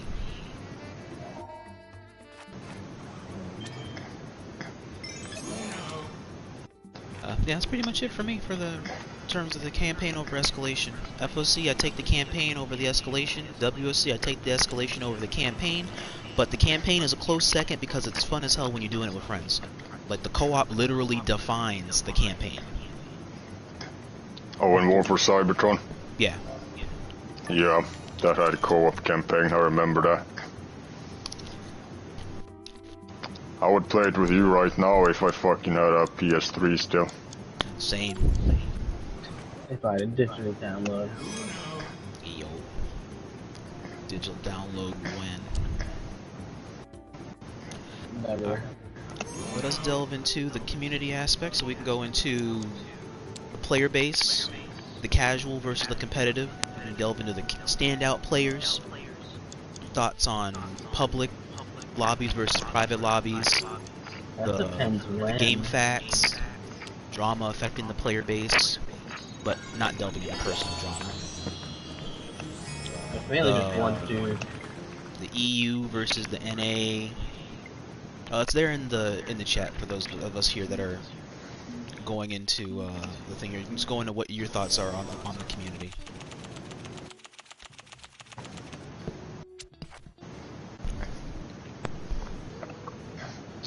I mean, that's a broad, topic. Which part would you like to start with? So let's take this bit by bit, and then chat if you guys wish to weigh in on this as we go through. For any of your questions that you have for any of this part, weigh in. Let's weigh in first with player base. Player base first. Like player base, it's like any community. You got some fucking stupid ass people. You got fucking good people. You got loners. Like disabled. you got a lot of different people, and yeah, mentally disabled people. I won't name we names, got- but I think we all know who No, that was. I'll give names. Oh, I'll we'll give get fucking there. Stefan. We'll get Stefan's fucking stupid. Uh-oh. Yeah. Well, Yes. There is another guy, but he's kinda nice now, so I ain't gonna fucking give his Stefan, you name. can kiss my shoe. Yeah, Stefan's stupid as fuck, so I'll definitely name him. I'll only name Steph. Like I can hope I now wanted that to he's name smart. Steph. It's a long time has passed now. He's a young man, hopefully a little smarter in the world. I don't think there's any hope for a guy like I that. think he's on a cardboard box. No, Let's hope somebody found him. can I say some of the things he said to me, so that the Yeah, he's audience part can of the player understand me base. a bit better? Yeah, Yes, hope- he is please. streaming, just to All right, remind you. all right. So one thing. Oh yeah. One time when I was in TFL, like late on in the FOC community, I decided to go down to Stefan's level in language. So I told him, Steph, TFL beat you clan, you suck, you shut the fuck up, you pussy. And then he told me that he likes, I'll say it how he said it, brawl. Oh, So God. he didn't call me brawl, he always called me brawl for some reason. Bro, I like your mother to rape, how you pissing is. That's what he said. I really I feel don't- like he had like a speech impediment. No, Jackson what makes it even worse, right? On PS3, when you would say like swear words in a chat, it would get muted. So what he did blank. after he said the sentence the first time, he left the chat like rage quit. But then he joined back just to make sure, like pissing was muted, right? But he joined back to make sure, like he wants everyone to know he said pissing. Like it was very important for us to know. You are right, yeah. And then he left again. And other things he did. He called me an elephant fucker once. What? But honestly, one thing I gotta say though, I learned a lot from Stefan, like how to be a troll. Like sometimes when I troll people, I talk like Steph. Like he taught me a lot. Like, I wouldn't have gotten as far. Like, I wouldn't be as good as trolling now. Well, I do that. I say that to people on Among Us sometimes. He taught you trash. That is a true hero's journey. Yeah, like it's not so much. It's the trolling. Like it's funny to act like a retard when you troll people. So what you're saying is he's kind of like the Obi-Wan Kenobi, you know, to your Skywalker as far as trolling goes. Yeah, Okay, that's understandable. he helped me. So Stefan, if you're watching this, fuck you, but thank you. In a harsh way. Stefan? No lie, it wasn't Yeah, I until, think like, I think he covered it so well we don't even have to talk about the player base. You're not wrong. Like when it comes to like key people in the player base, as much as I hate that dude, he was actually one of them. Well, I wouldn't call him a key player. I would call him Yeah. a Just not in personality. the, just not in the a No, strong he was person of he was a interest. fucking COVID-19 of the FOC community. Man was the entire pandemic. That's so perfect to describe it. I was gonna call him a dim light bulb, but I guess you got it with COVID. So I mean, did he even have a clan? I think he had a Yeah, clan. he did. Yeah, allegedly. MOC. He kept saying that his clan would beat my ass, but I never can't did. take that seriously. Nah, it was I something think to I- not really take seriously. I think I won rewon him once. Alright, Stefan cheated I in think every I did. 1v1. he did. And invited a dude, and then he got whooped even harder. That was a fucking. I mean, he was fucking stupid. That was a beautiful, beautiful shit show that day. Well, that was a banger Part of me video. wants to So. go into GameFAQs and read one of his posts out loud. I want to go to I GameFAQs. want you to do that. I want you to do that. You want me to do that? Yeah. Alright, Right. let me find the post. Let me know once you guys find something. Alright, Omega posted in chat. I really didn't get involved with the community until I started doing 1v1s more. And even then, I tried to stay freelance till I joined Tarq, but even then wanted to stay and keep to myself until I was requested or really wanted to smoke with someone from another team. Is this Flint? Yeah. Or is it someone else? Oh, it is Flint, okay. I get it. I get it. See, I was just the TAC member that had the worst schedule ever. I'd always leave at unexpected times, and I always regretted it. Hey, things happen. It is all good. Made for, not gonna lie though, a lot of those scenarios though made for a lot of very interesting stories that we can actually look back on and yeah, tell all the stories. involved me Somehow. But look at that last one we did when we did that with one of the later clan battles with UNK, quote unquote. I think you were like at your dorms, and then like you had to back out of the clan battle because your pizza or something came, and it was like right there at that time or some shit. Nah, it was DoorDash, so I can't really do anything about that. Like, well, I'm supposed to leave the man outside? No. Plus, you probably had backups anyways. True. Difficult as it is in order to get them, yes. We do got those. I think it was already like 2-0 anyways. No, it was 1-1, because we did win CQ. Yeah. And then there was the infamous redo clan battle on FS. Oh, the that Elite Legends thing that Mad Dog wanted me to reverse that fucking decision for. Yeah, then you had to wait for me for like 30 minutes because I was, you know. I am gonna lie, like I was already eating, so. I was so pissed with Mad Dog and Austin that day that I had to redo that thing because of the how they felt with the whole premise of the connections or whatever it was being outnumbered. It's like, bro, I made the call in the middle of the game for one of my dudes to sit out. You even see it in the video that he sat out, and I made the call for him to sit out, and you still called that you were outnumbered. I call bullshit on your bullshit. Nah, you had Oswin going on like a 30 kill streak, and you're like, the match is over already. Exactly. Nah, and like, then hell, and then when the DC happened on the player base. Yeah. Oh yeah, this is the player base. What do you mean? Yeah, I'm just making sure. Yeah. You know, same topic. But yeah, Flynn, I can delve into that as we go later on, because there's gonna be a topic we're going into that's gonna delve into the clan competitive scene. Oh yeah, and then the drama affecting the player base. Yes, that too. I think everyone has a story about that, at least. So, oh crap. Yeah. I found a Steph post. Alright, here we go. Wait, Steph still has a post on GameFAQs that hasn't been screen lit yet? Well, I want to hear from this. when he was known as Secret 12345, and That's the one. Here it is. It is under his forum post. Clans the cheating in CBs. The I know. Here we go.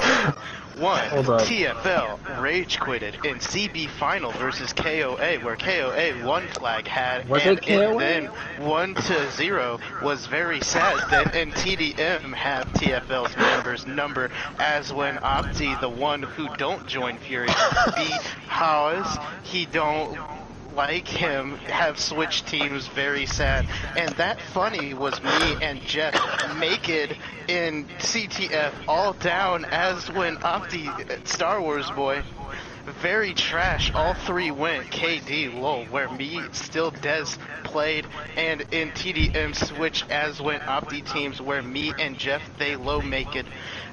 2. Nemesis in CB versus KOA have that noob clan rage quitted at CQ, where it was 489-8. Very sad. They don't TDM and CTF make with us. Oh my god.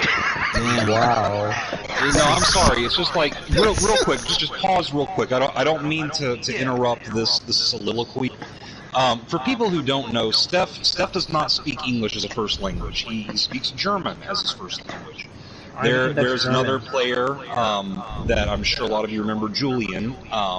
He also does speak German as a first language, and I was asking him, and he said that well, there's really no way to defend Steph's language usage because his German is just as bad as his English. I just wanted to throw that out there. Yeah, I heard about that. Damn, I didn't even know that. Like when you said I thought it was English is just not his broken first English. language, I was gonna say, like, yeah, I fucking hope, like, I'm glad it's not his fucking first language, some fucking hope for the guy. Aslan had a pretty fucking clever response, I will say. Oh, what is What did he that? say? Clan, What did he very say? sad is stupid as you. You are stupid, very sad. Learn to speak English, Newixton. I won't talk to people who have very bad English. Perfect. There you go. That's And just then he perfect. responds with, how with I ban you of CBs? You can't. But you're not like. Does he Oh, think no. he owns GameFAQs? Dude, Like- he thinks he does. He used to have this clan where he would always do updates. And it seemed like everybody in the Cybertron community has joined his clan. I think there was a point Basically. where like he said Aswin was in his clan, and Aswin was like, I don't remember joining this clan. Wait a minute. Aspen's like, yo, I've been kicking tax butt for years. Where have they been here? Oh yeah, it was Wicked. That's what he changed it to. Yeah. Yeah, so- WCKD. Yeah. Oh, apparently he beat Tarq. Here you go. Wicked won B first CB 3-0. Tarq was not there. When We was have this? don't cheaters. I'm clan ranking leaders, so tongue face. What's the year this was? I just want to know. This was 3 years ago. Probably 2019.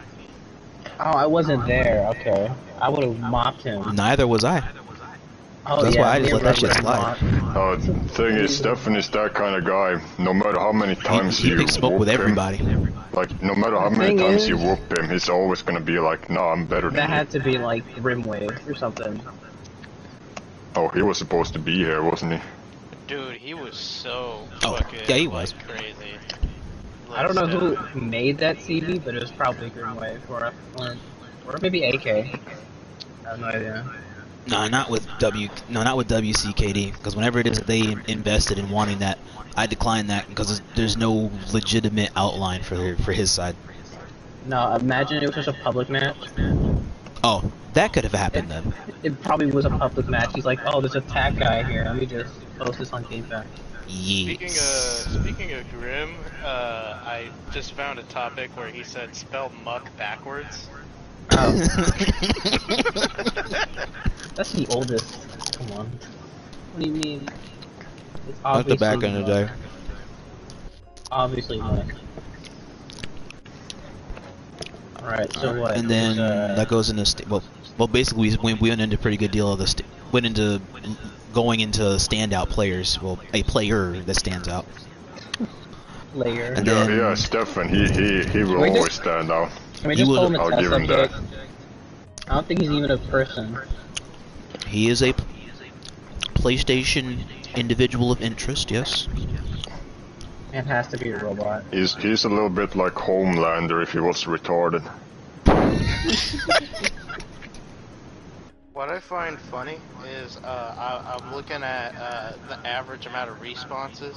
You know, not many topics get more than 27 replies in That's- GameFAQs. Yeah, But that's then really rare. Yuggle That's when it's a makes real topic. called Yuggle's List of the Best FOC Players of All Time, with a I didn't make whopping that list. 105 responses. I know I clapped. I know I was on there for a few of those because I clapped back at that Australian. I needed to let him know that God, bro, I it did was not agree crazy. with half that list. Why? Because you were like in B tier? Well, no, not I was even like, that. yo, I'm not in B tier, bro, man. No, if it was any of his friends that were from EL that made that list, oh hell, I'd probably be in C. Or I wouldn't even be on that list at all. I mean, was I'll even say on that this. list, probably. He did say LSC was the best clan and that Tarquinus was the best clan leader. Sorry, I butchered your name. No, it's okay, and you know, I appreciated that from him. It was nice, especially because he and I are kind of like oil and water, I guess is the best way to describe that. Yeah. But you know, it was still respectful of him, let's say. So I did appreciate that. Now, I do kind of have a question that I would like to ask everybody, just to kind of get us away from the topic of Steph. When you think about, like, a great player, do you guys consider someone who is, like, a master of everything to be a great player? Or someone who is good at a particular mode, good with a particular class or loadout? What for you defines a great player? Great question. That's a good question. That is a great question. After this act break. Oh crap, that's happening? No. Far as my We got sponsor personal fees. metric for who would be like the best player, it at one point I did think that, like, yeah, you had to be like the master of all the classes, right? And so, you know, if you made it like that, then, you know, you put it into a small bracket of people, you know, that have like mastered every class. But Right. the more I think about it, you know, even though like Numpties was pretty good at like all the classes, you know, if you really think about it, there was times where it's like, there were certain classes where it's like, you don't really know him for that. You probably have known him for his Titan or for like his Scientist at certain points. But like, you know, I don't really see him Destroyer a lot. I've seen him more as a Titan player. Yeah. And so, for me, it's more so who's playing their role and who's playing it really well. And that doesn't necessarily mean who's getting all the kills and wiping the floor with everybody. You know, who's making the most of what they got in their kit when they've made their character. Yeah, I agree with that. Okay. Hard agree. I mean, I may be a little bit, like, biased in my opinion here, but I kind of feel like, you know, when I've been playing, Z-Dash has given me a run for my money, and he's pretty much utilizing just about every aspect of his Destroyer. Like, that's what I like about players like that, is that, like, they're using everything. You know, I'm not seeing grenade spams or anything like that. I'm seeing a whole array. He's using everything in that. You're not coming at someone like Z-Dash the same way every time. It's like that Batman Arkham City Mr. Freeze fight. You have to change or you die. Good comparison. Yeah. Sure. No, I mean, Arkham the City. adaptability factor is a big part of that too. You know, I don't think you consider someone who is, you know, kind of a one-note player who does, you know, the same thing over and over again, and who, you know, maybe does have a really good KDR, but has no ability to switch things up or, you know, vary their strategy. I don't think you could consider someone like that superior, maybe as someone who, you know, doesn't have quite as impressive the kill ratio, but who can adapt to basically any situation. Yeah, and it's kind of like I kind of call them like wild card players when they're in clan battles. These are the players that have the thinking. You know, it's the element outside of the game where they basically change the tide of a lose-lose situation. The game changer effect. Yeah. Basically, yeah. Like if you put them in a situation where they're losing, you see them like thinking on the spot, okay, what do I need to change? They make the change, and suddenly the other team can't handle it, and they're making that comeback. You know, players like that where they have that skill outside of just being good at playing the game. It's that Yeah, absolutely. strategy. Yeah. Well, what about So you, this AB? team- I think I saw you unmute for a second. What were you gonna say? Yeah, I'm there. Sorry. I'd probably go the other way, really. I'd say that if you're talking about the best players on the game, for me, you know, you're talking Numpties, Pray for Your Life, MZ, to name a few. you know, I'd say they're considered the best, or among the best. And what they all have in common is that they can play every class to an excellent standard. So in that sense, I mean, yeah, I would go the other way in saying that, you know, if you've mastered every class, then for me that takes more skill. And not to go into the whole clan leader topic again, but I think as me and you and Rod are, you know, we have been clan leaders, and when you have players like that, you do appreciate them more, just because they give you that added bit of They give you that little flexibility relief. I believe Yeah. Gala talked about. So, you know, you do appreciate that, because, you know, when a situation isn't going your way, as we've experienced before, you know, you can just tell one of your members to, you know, maybe switch it to a scientist, or, you know, can we get a sniper in there? And, you know, they can change where it's not really so much as a drop in quality. You're still more or less getting the same outcome, or even a better outcome in some cases. So, you know, in that sense, I would go the other way in saying that those who have mastered the majority or all of the classes, you know, I do think that they are among the better players. But I do also appreciate, like, if you've mastered just one class and one role, then, you know, fair play, you've done that.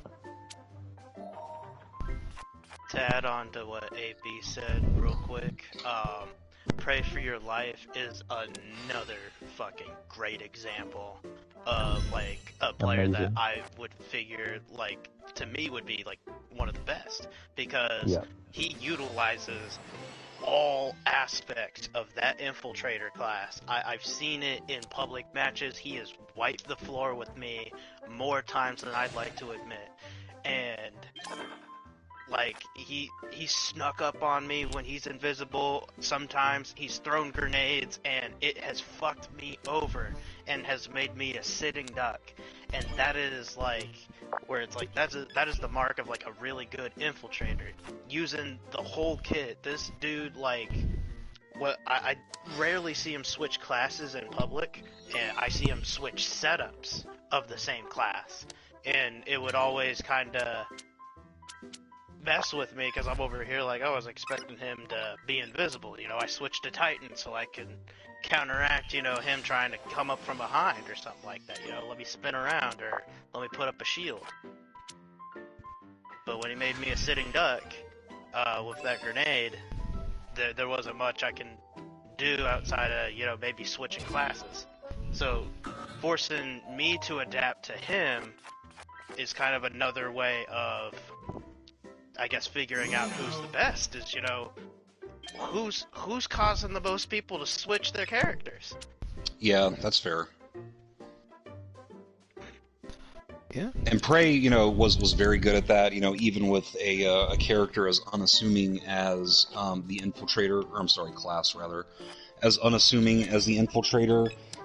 You know, the fact that it can throw the other team into disarray pretty much immediately, you know, I think that, yes, that's probably a pretty good sign of a great player. Good statement, Sandy. What Sandy said here is, Pray for Your Life was also great in that he was willing to help with others, to take away his own time and train people or give tips. He wasn't just trying to be the best, you know, he also welcomed his own competition, if that makes sense. Yeah, absolutely. He was a class act. I agree with that. Yeah, because Prey didn't just like set the bar for competition. He also makes his own competition. Well, he didn't want the game to be boring or repetitive. You know, he wanted there to be a challenge. He wanted that, you know, competitive component where, you know, yeah, you can pub stomp, or, you know, you can, you know, have like really lopsided clan battles all the time, but that gets boring. That gets and you dull. don't want to do that. You want that, yeah. Yeah, so he was always happy to help people. Yeah, like he has a share the wealth kind of mentality, where it's just like he passes on what he knows. That way you can see other people doing the same things, or doing more variety.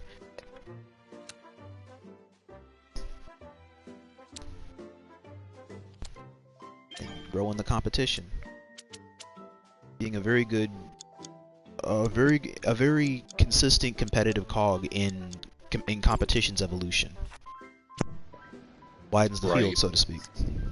Yeah, absolutely. Well, speaking of the field, I guess. So obviously we've talked about the sort of public environment and the competitive clan environment. But one thing that I think we've all kind of participated in, and we maybe don't really think about them as much, but all of the different little random community events that we've done throughout the years. What were some of y'all's favorite events of those types? Infection. Ooh. I'll say it. I do gotta agree to that. I did love myself some Infection. That was really good. Yeah, I liked Infection. Seeing Oswald come at you with the stupid laser gun thing was actually terrifying. Yeah. Especially on that small map. I forgot what it was, but Jesus. You used to hide on top of the doors. And then, That was Bowels. Mm-hmm. What else was there? That and the earlier portions of it that I was able to join into, the EU and the NAs, I really loved those. The Autobots versus Decepticons. Those were great. Even though I never got to participate in one, I just love hearing about them. I was always surprised at the turnout that Yugal and Megs could always get to come back to do the Autobots and Decepticons. Nah, that was all Megs, bro. All Megs. Yeah, that had nothing to do with Yuggle. That was a Lord Megatron production. Oh, that was all Megs? Yeah. Oh, never mind. That was iconic how we managed to just every time managed to get like a sellout basically. Can someone remind me what I'm trying to think. Infection was kind of like a COD game mode that we brought over here to FOC. One of the guys here can actually explain that. Oh, so basically, one person is set to be a Titan with like where the laser gun is, and Whirlwind, I think, and they have to hunt out infiltrators throughout a map, and whoever they kill changes size and switches to the same class of Titan, and either the infiltrators run out the clock and win, or the Titans infect everyone and win. And that's basically it. Yeah, that was some good games. Yeah, Yeah, just something kinda about like DBD. Titan mains coming at you. Wow. We're scary. I think there was also Tarq had another a few event. events. Didn't he, Tarq? Yeah, I had a couple. Like the two that I ran a few of. There was the David versus Goliath concept, which was like one team of infiltrators versus one team of Titans, and it would switch every match. It was always randomized. The other one was the Pizza Man thing, where everyone has to play as a jet with a Rust Sentry and the Gear Shredder. And those were always fun and chaotic. I remember that, bro. The Pizza Man was really nutty, but that was so much fun. Well, I mean, it was just stupid fun. It was not gonna really hurt anyone's feelings if they lost. No one could be upset about it. It was something just fun to do. I'm trying to think of one. There's an event that I remember. I don't know what it was called, but it was like we would play on, I think it was Array, and I think it was like a King of the Hill kind of event where one person's fighting the other, and whoever wins is the King of the Hill, and then the next person comes in to fight that guy, and so on. I remember that? A couple of those, yeah. Mm-hmm. Yeah. That was about 2013, 2014 when those were happening, I think. I remember those. I remember people had trouble following the rules, but Yeah, they other did. than that, yeah. But I liked it. I liked that one. You have to give a shout out to the tournaments that we've seen over the years. I mean, just to name a few, I say I can't remember who created it, but the 1v1 tournament, 4BT created by Danity, I believe. Oh yeah, And, props to the founding competition, the four brothers tournament. That and was of course, Danicky and Cybertron Battle League. Overlord, I think, from people from their time. Or Danicky Cube was the 10. one who conceived that. The 1v1 tournament was a spin-off of one that I tried to start that did not ever get off the ground, but Kai Stone, or WCW Delta, if you remember him, he's the one who got the 1v1 tournament actually moving. Oh, really? Yeah. Okay. I actually played in that. It was quite fun. There's so many events that we can't even name, but we know they happen. Not wrong. That was a good one. The what is it then? Me and Strax tried to take from the Delta renewal event and make the Prime Brothers tournament, which was like that same concept of basically just doing one-on-ones.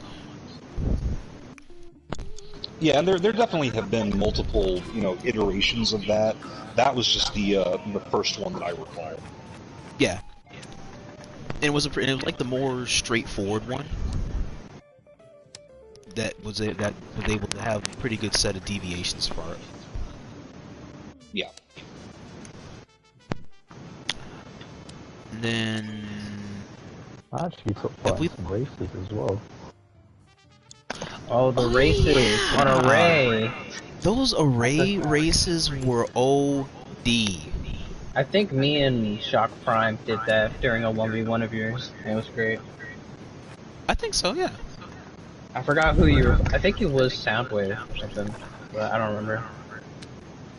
Something like that, but I remember that it happened not that far after one of my matches, and then we just went ahead right after the match ended. We just went ahead and just joined in the race. Yep. Yeah, I don't even know if I could count this as an event, but it was. I do count the race as kind of like an event because it was not like an official event, like it's something that you plan out, but it's something that like it kind of starts like a little mini trend. So if people want to join in and just do some racing around the map or something, do that kind of shit. I think there was hide and seek too, but I think there was hide and seek, yeah. There was, and I think that's what kind of invented the idea to try and take that into Infected from the hide and seek ideology. Yeah. There's actually a race on MLB Pro Destroyer's channel. The Kangaroo, as we know, he came up with a few racetracks, so to speak. And the Jugelmeister? Some races. I believe that would be the one. But yeah, he did do some decent races on using the Infiltrator, and yeah, luckily MLB Pro Destroyer managed to capture one or two on his channel, which was pretty cool. Hey yo, nice. I gotta go back and take a look at some of those. I caught a few of them on mine between WOC and FOC, so it's nice seeing that the concept really did pass on through the years, just to do some casual racing with some people. I believe I did get caught in 4K as me cheating, but I did too, don't worry. We don't talk about that, of course. Oh, well, I could talk about mine, but that's another time. I'll just briefly go over that. I think I 1v1'd a guy I was friends with, and I guess Rod was there, which was the dumbest idea. He reported it. I ghost glitched because, I don't know. Oh, Primus. Yeah, I just ghost glitched on him, I'm like, yeah. Never mind. Then right after that, he freaking got me with a blinding nade, so I'm like, yep, I kinda deserve it.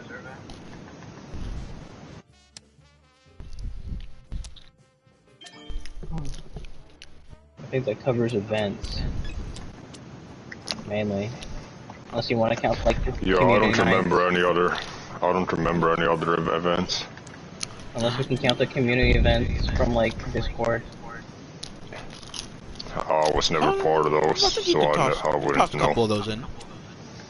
Because those are still organized in the same sense to do the same job like an event. Wait a minute, you forgot what I created. Oh, I forgot what I created. Oh, what's up? Game night, bro. Didn't I think it was game night. That is what I'm talking about. Yeah, you did. Oh, well, yeah, you did actually. Yeah, you did. Yeah, that's starting to click now. I completely There we forgot go. about that. Yeah, I think, yeah, now that you mention it, I remember that. Mhm.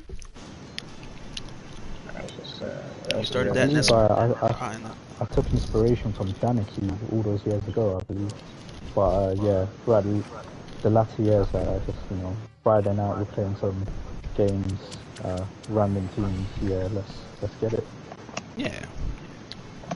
Introduced a new idea, seeing how many people would come back or had Discord, and was it was another outlet to try to reach out to older players that they didn't have or Facebook anymore, or don't use other modern day social things, and you can try this thing here for Discord, since it's a pretty simple way to communicate with people. Can I just say, I don't want to go on speaking. Oh yeah. I remember GameFAQs. I don't remember After Dark. It was the pro board site that Clunk set up. Nothing too notable happened on there, but every clan had their own section. Nothing too notable. I mean, yeah, it like was a neat setup. Wait, was that thing that he was talking about a few years back about trying to get this like a stats thing about like key people of a group or something? I think so, yeah. Like at the time I was in CC, and so CC had their own group in there, even though it was a ghost town. But I mean, reading other people's shit, with a bunch of active stuff, it was pretty interesting. I don't think it took away from GameFAQs at all, so I mean, like, you didn't really miss out if you weren't a part of the GameFAQs After Dark thing. All I will say is that there was a funny little thing that Clunker said back when he abandoned it. He said, "I have everybody's emails now." Oh, this asshole. Oh yeah. He doesn't know I have like 20.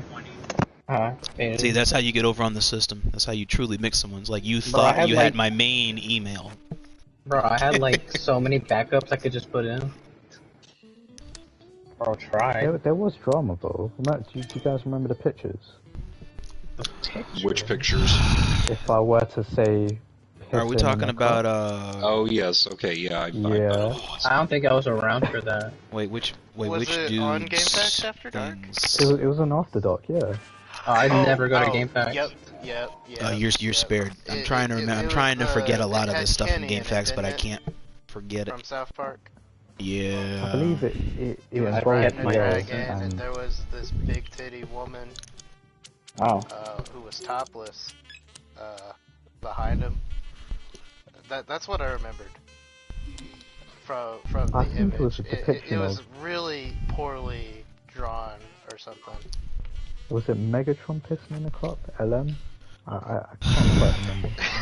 Oh, y'all have Reddit 50/50 on Yeah, there was Megatron pissing. There was so much such stuff that happened back in the years, Apex. You're spared not going to GameFAQs. I've done Reddit 50/50. I think I've seen worse. You seem probably about the same. Shut it down. Probably the same Yeah, but that as was nudity-wise. Yeah, let's gender bend frickin' Megatron and put him on GameFAQs, an outdated media source. Megatrans. I think that's a video. It's amazing. That's a Yeah, video. It's my Flash get. That was a video. I'm a that woman now. It's amazing. My voluptuous booby. Offendertrons.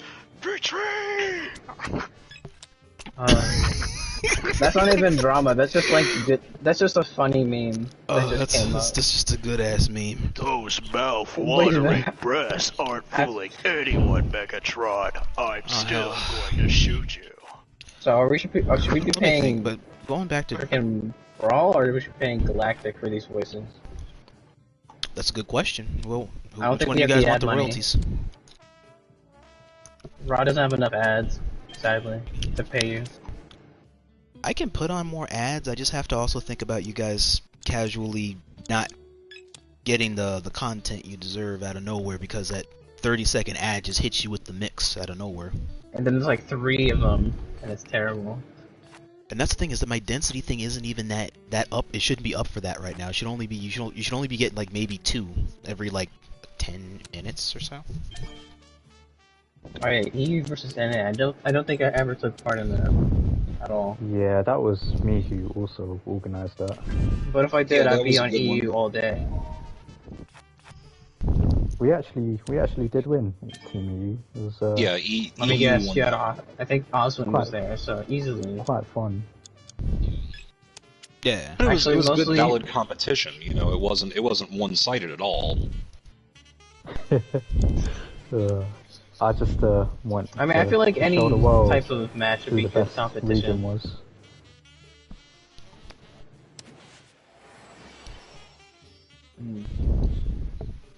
That is. Nah, but EU was blessed, man. EU was blessed. Well, yeah, they were good games. There's some crack gamers from EU and the clan / competitive scene. Alright, let's go on ahead here and head on into the next aspect of it. Unless you guys wanted, because I would say like the last thing we could delve into was the drama that affected the player base, but there wasn't, like, in terms of like big drama, the only things I could say that were probably noteworthy was probably like when a clan either The like rule fell bending. off, or rule bending, especially in like a really big or a heated battle, or what was it? I think you had like so many of those happen to you. And Well, most of them you know- came from a lot of the same people. I'm gonna say, Right, honestly, I I was think the about to biggest, say, I think the that's- biggest headaches probably came through either me or Tarq. No, I mean, I don't think that we were the cause of the biggest headaches. I mean, Oh no, you no, know, I think we've had the biggest headaches come from drama. Oh, yes. But yeah, it typically was the same group of people, and, you know, like, you could count them on one hand, basically, that, you know, would cause issues repeatedly. And I don't know if they were doing it on purpose, or if they were just, like, that oblivious to what they were supposed to be doing, that it's like, oh man, I keep fucking this up, you know, oh well, I guess that was my bad, and then I'm just gonna do it again 2 months later. Right, it's like you're And- seeking favoritism for some reason. Yeah, and I mean, we could talk all day about, you know, individually, you know, dramatic events, but I will say that in some way that's kind of what made the community in a sense, because it's like you always knew that if you gave it enough time, there would be something that would happen. There would Yeah. be some event, some occasion, some drama that everyone would have to, you know, give their 2 cents on, and it would bring everyone back to the table. And, you know, they would not be happy with each other, but everyone would be doing stuff. And, you know, I think that it was sadly a key component of what kept everything going for as long as it did. I mean, from personal experience, I came into gfaqs because I was mad at an individual who I will not name on the stream. Yeah, Understandable. just DM it to me. Just I DM it. encountered them on in game and did not know that they've been a problem. I found them on YouTube. Then I found, oh, they're on gfaqs. There's a whole gfaqs board and they're active. What the fuck? Yeah, let me curse this guy out. Yeah, no, I was angry at this individual. A lot of people were, actually. So, I mean, like, you know, it's not going to surprise anybody after stream if I tell you about it. This is narrowing it down. I have an idea. Proceed. Yeah, I'm sure you do. There's like 4 people he has in mind right now. I will also mention, too, kind of off topic, I do have an interesting topic after this one. Alright. Okay. The panel will accept. Figured it'd be a nice little surprise. Everything's been a surprise so far. Alright, moving into the Oh, next this aspect. one's way out. Conversation, and then we can definitely go ahead and tread on that. What it is you're talking about? So, Piece 4 here is to go into the clan scene, competitive scene, or do you want to delve into what you were talking about? We'll start with what you got. Okay. Alright. Save mine for last. So let's take a look on the bookmark it here, the clan and competitive scene, and think about the events that led to the creation of the clan scene, or the clan rankings, and even the CBL League. What are you saying? The events that made the clans be created? Yeah. Because I know there was more to it than just heated arguments. That just said, you know what, let me get a group of friends together, and let's go jump these boys. I mean, it's well, more one to thing that. real quick before we get too deep into that, I just want to point out that there were basically two different beginnings of the clan scene. There was going to be the beginning that was the carryover from WFC, and then there was more of the clan scene that was created as a result of GameFAQs Strong. So, which version of the scene are you talking about? Well, when you talk about it like that, like the innocent perspective would say that the clan scene was driven by wanting to play groups of battles with your friends. The educated sense of me says that it came predominantly and heavily was driven by GameFAQs. Well, like I'm saying though, there were basically two different starts, and they were, two separate entities that didn't really, That fueled the interact engine. that much at first, right? Like, the carryovers from WFC. So like the very early version of DMG, for example, or MOD. Yeah. Nest, Elite Corps, groups like that would have, sort of predated, what we think of as the clan scene, which really did not come about until later with the formation of, like, NOD or WCW or EO. Yeah, let's just not consider not anything, please. So many. I mean, we Well, could, but then. look, we're getting to that. Oh, yes. We have a lot to talk about. So I guess I'll start with GameFAQs, because the other aspect of it was when you're not talking about the clan scene, there are people that literally just make clans in the pub realm and achieve the same thing that we achieved from GameFAQs. And then there's those from GameFAQs that have all the smoke necessary to make probable cause. So I guess we can just start from the GameFAQs perspective and then take a look at the pub perspective. Okay, does anyone have anything they want to say about the GameFAQs thing? Because if not, I can lead into that. My thing that I've studied about the board, because there are like so many times when I went back to challenge Yugal on a lot of things through the years, the one thing I never touched on with him directly, because I didn't have the full proof on it until I went to try to create the doc about how EO was founded, is that I want to say that the whole conspiracy or the aspect of how EO was first founded by Yugal, or in some cases, if you want to look at that, taken from Pulse in order to create it, that was a huge founding father, like, heated aspect that created the clan scene. Yeah, that was definitely part of it. And for people who don't know what Rod is talking about, originally there were two separate clans, one called ILH, Iacon's Last Hope, and another one called the Fallen Primes. Yuggle was in ILH with Numpties and Pulse, who was the leader, and the other group had Star Wars Boy in it. And Pulse goes on vacation, and while he's gone, Yuggle then asks these guys, hey, do you want to merge into a new clan? And so they agree, and they do, and then, old boy gets back from his vacation, and, he has no clan anymore. And so it's like, oh, that's awkward. And that was the genesis of EO, Elite Overlords, whatever, and it was one of the first, dramatic incidents on GameFAQs. I remember that. For my time. I fucking pitied him. Oh god, man. Yeah, because it's just a part of that. Like, I can see why, like, in some aspect, you could say that it's just making another group of friends. It's just a person just making a group of friends and making another clan. But in the bigger aspect of it, it's just not right. Well, I don't think that when it happened, he really meant anything malicious by it, personally. Right. Yeah, I just a don't whole think early he era. thought about what the possible, repercussions of that would be, and how, this might affect the guy who created the group, who just, happened not to be there when he did this.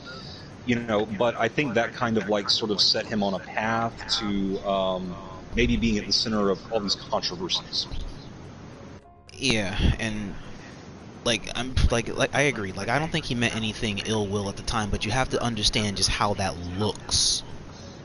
From I know his exactly how it perspective, looks. I was there. because that looks really bad. Yeah. Yeah, I know.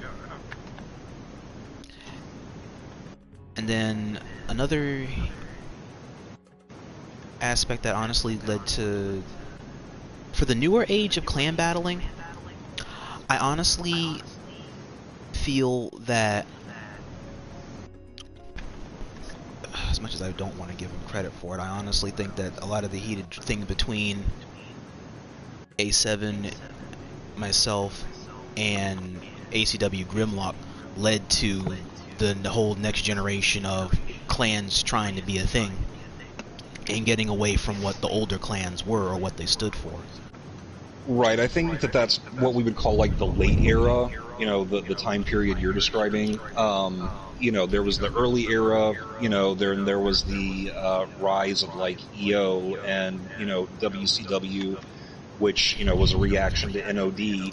And Right. things kind of stayed like that for about a year, it seemed. Maybe not even that long. But then you had the newer generation of groups like LSC and PF that kind of arose after that. And I think that really like kick-started, you know, what we think of as the competitive scene. Right. Because you guys' rise from the Big Four or the Fantastic Four, EO and ILS, like that's from Gen 1, and then you guys LSC, PF, that's like Gen 2. Yeah, I'm like I mean, I Gen guess you 5. could say that. I'd say so, yeah. I mean, that's kind of what I was thinking. Yeah.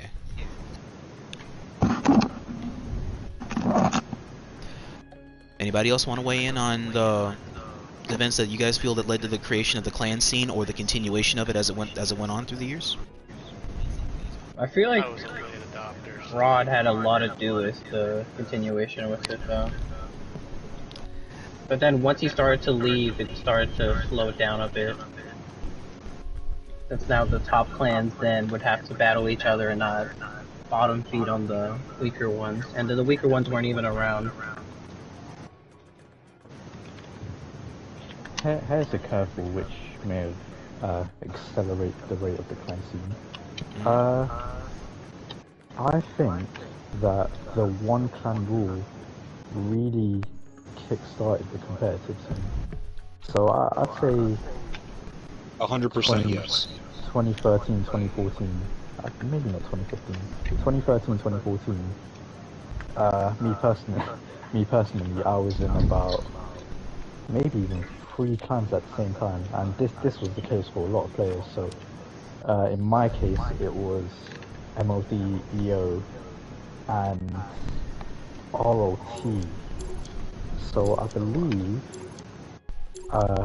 before my clan battle with DMG, I believe that's when, I can't remember who it was, but that's when it was sort of agreed by every clan that, you know, we're going to have a one clan rule, you've got to stick to it. And that's where the idea of clan hopping sort of became a thing, where like people would just not be able to handle that and just, you know, go wherever. That's a really good point. Yeah, I think, yeah, that really did kickstart everything, and you know, it sort of was the fundamentals to like the proper clan scene, where like, you know, you're seeing the same people in the same team, and you know, it creates some order and some consistency, which then, yeah, was sort of created the clan scene as we knew it. I would totally agree with that, and that was actually one of the reasons why I and the other LSC guys left EO, was because EO did not want to enforce a one clan rule, and we really did. So, you know, couldn't come to an agreement, and that was a big part of why we departed. Understandable. And when you stop to think about that, honestly, like the clan hopping was, yeah, that was a really big, like that was a big aspect of it. Not the good thing, but that was a big aspect of it behind the scenes. And just when you talk about the players that were playing, were basically like burning the candle on two ends, playing in multiple clans at different times, and you just never knew about it until they said something about it, or if you happen to be in the wrong place at the right time and learn about it.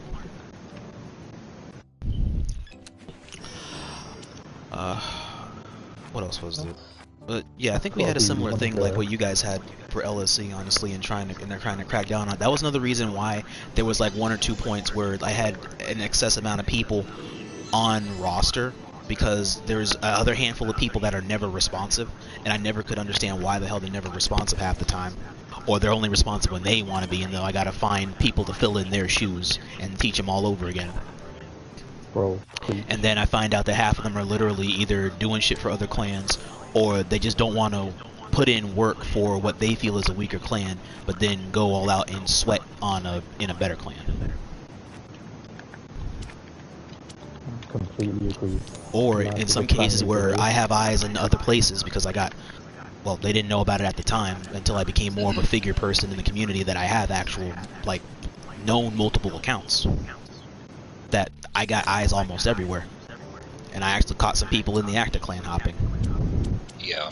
I booted their asses point blank. Sir. Well, you have to. Guys, real quick, I hate to interrupt, but I am going to have to depart.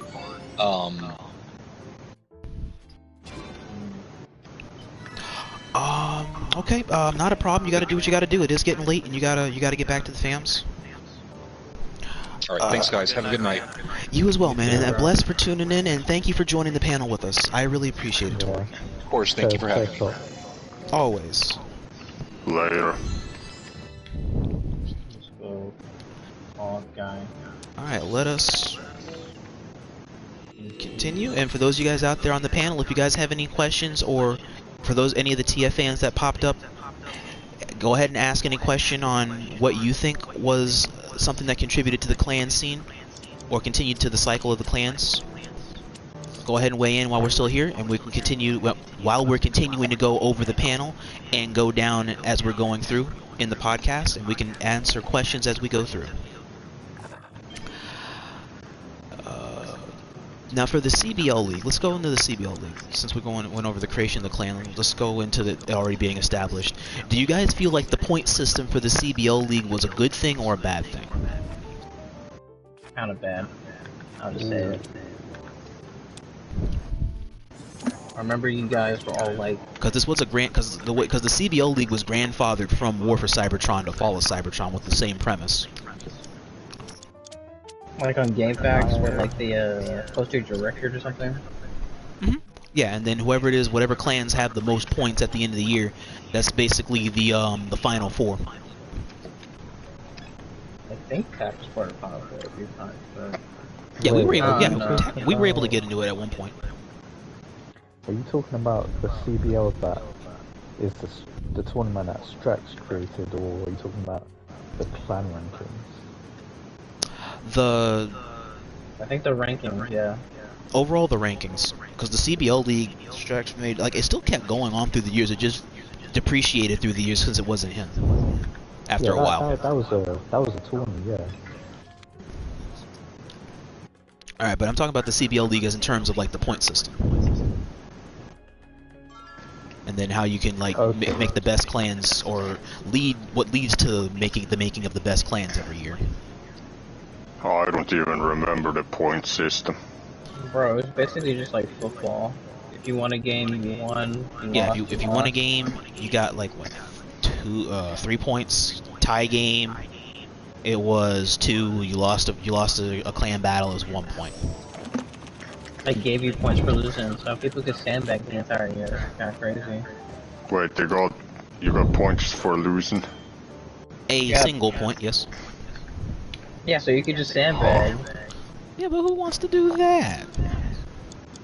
I don't know, maybe something. Well, I mean, besides our Stephanie individual. Oh, Lee would probably never sandbag. He'd probably try his dangest, but he'd still end up with a losing record. Yeah. When you try your best and you don't succeed. I always remember, like, everyone in Yogo's chat, like, they never really talked about it, but you could tell they were always focused on it. Especially, like, the big clans. Yeah, the bigger ones are the ones that were, like, always proactive with a lot of players coming and going sometimes. They really kept the focus on the competitive aspect, or wanting to try and play with other people that were also, that they felt like were on their level or like their peers. So I felt like it was kind of just a stress maker, instead of, you know, actually giving competitive ideas to people. Not really a stress maker, but it was something I guess you could look forward to. If you don't want to, if you don't want to do pubs, it's something you can look forward to as a clan battle. I mean, sure, I guess you can see how far you could go in the rankings, but at the end of the day, you're like, if you lost, you're like, oh, we lost, we lost. And that's kind of it. Then you try again next year. Yeah. But the key thing though is to also take away what you can from each clan that you fight. Because there's some cases like if you can get the right amount of people in a certain time, you can actually go ahead and challenge the big kahunas. And see what it is that your clan can really do. And hell, after them, I mean, you get your props. If you do good or bad, you get bigger props if you actually can take them to the wire. I'll say it's a good or bad thing then. Okay. It's like a mix. Okay, Gala and AB or Smash.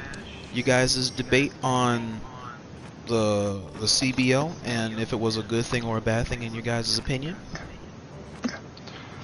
I really don't fucking remember. I just remember clan battles. Like, yeah. The way I looked at it was, this is a clan battle, I'll play it to the best of my abilities. We win, we win. We lose, we lose. Yeah, that's all I remember. Okay. I don't remember any, like, rank system and shit. Do you remember going on GameFAQs when people make the post about clan battles, or like this clan versus this clan results? No, I never really bothered with that shit. I mostly interacted in Dolphin's chat, to be honest with you. I ain't gonna lie, that was the main traffic. That man made a beautiful chat that really did live on through the eras. Probably still there dying. I almost want to say, you want to bet that chat's still there now, even after all these years? I don't think anyone was talking, but I probably still have it on my check. Yeah. name. I was aware of the CBL, but I wasn't really taking too much part of it. I'd read the posts every now and again, but I wasn't like aware of rules or anything, you know, same as Brawl. I think the rules were just common. They were like common sense. Mainly. Yeah. I remember a common rule was like no CRC. Chaos Rift Combustor. Oh, no yes. Rift, no fire. I remember I had to ask, can I use the Path Blaster ability where I could like shoot its lights out? I had to ask, because I'm like, I don't know this. Right. That was Yeah, because some clan battles they were not edgy about it. Others they were trying to enforce it. Some they weren't. But yeah, you couldn't use the fire blast on the scout, and you couldn't do the Chaos Rift Combustor. Yeah. That was Yuggles. There is one rule I remember that I'm a bit. There's one rule I remember that I'm a bit like confused about. I remember a rule like you can't have more than 2 of one class. I'm like. Oh yeah, because that was for balancing. I think they mean like you can have the same like class, but you can't have the same like you can't have 2 healers or something like that. Unless it's like built for 2 healers, like 6v6 or something. But the thing is, if a clan does that, they're just fucking themselves over anyway. Like, imagine a team full of healers. Like, what the fuck's that gonna do? Yeah, that's why as it went on, they went on ahead and just limited that to just 1 medic. So you can have 2, like you could have 2 sentries, for instance, but you could only have 1 medic. That way, it stops a healing arc from happening, because it just leads to a highly cancerous sitting, where it's just literally just healing back and forth and back and forth. And there's no real progress that happens in the succession of the clan battle as a whole. I feel like you guys didn't define like overtime rules well either. Like if it was tied, you guys had to just make something up, like pick a game mode on the spot, give someone map choice, I guess. So I think that happened with CG. Over time, the layout for that was like whoever's the host. Whoever's not the host decides the map choice, and vice versa. And then they lay out, it switches back and forth between hosts. And with A77, he just kept making it a point in order to keep trying to casually keep exposing the rules leisurely. Dude was a great destroyer player, but he just could not bend the rules in anything. He was good in his own right. I'll give him credit for that. You can hate his death, but I just didn't like over the years as he kept trying to just keep exposing the rules casually. He just kept feeling more and more like another LM.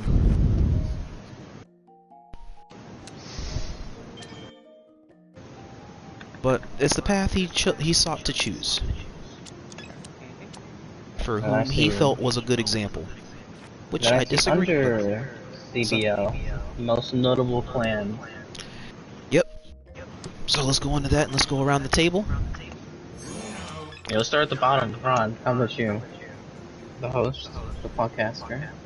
You answer first. We'll The go most up. notable clans, I feel, was KMM, Kirkland Muffinman, EO, LSC, DMG, WCW, yeah, Pride of Festoon,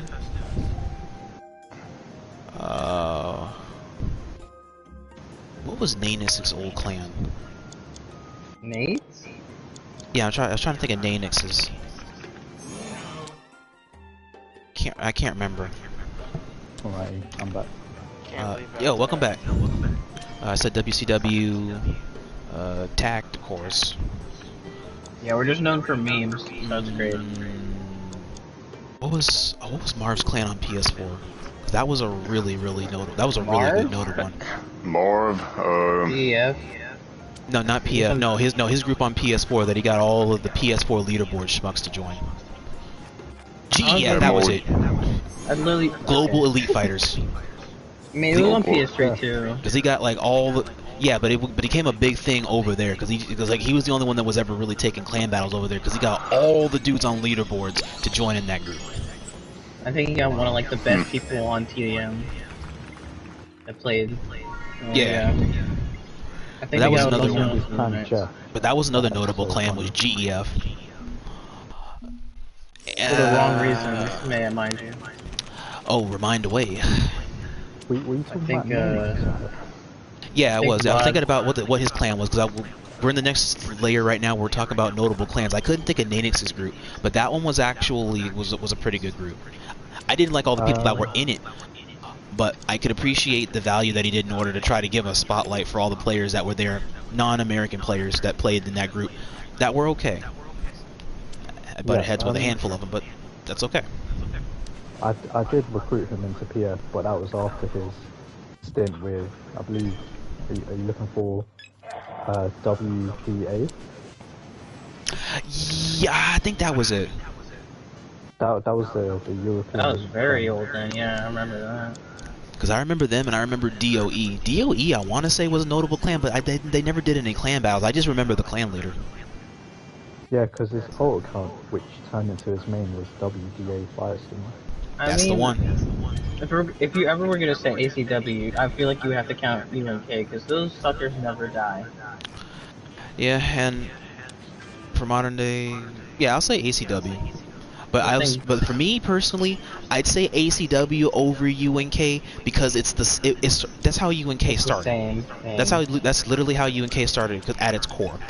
Was a whole group of kids, older kids, tweens, teens, however it is, that made ACW into something that literally transcended the era just ACW as much as has TAC did. So many smaller clans, you have no idea. It did. It didn't even need half those things. Like literally, Grim just came up to me like, you want a clan? ACW, DCW, TGA, APW, APW, like holy Christmas. and then it died, and then Prime did it again, then it died, and then UNK was born, and then it died, and then ACW came back. Hell, I even sat there at one point in one of my docs and counted how many times this clan died and came back. It was a total like, what, 6 times? And then they went to TFL, I think. Yeah. TFL, then they died again, then they made UNK again. like, bro. Now I guess they run RH or something like that, or they're like in retirement home. They could.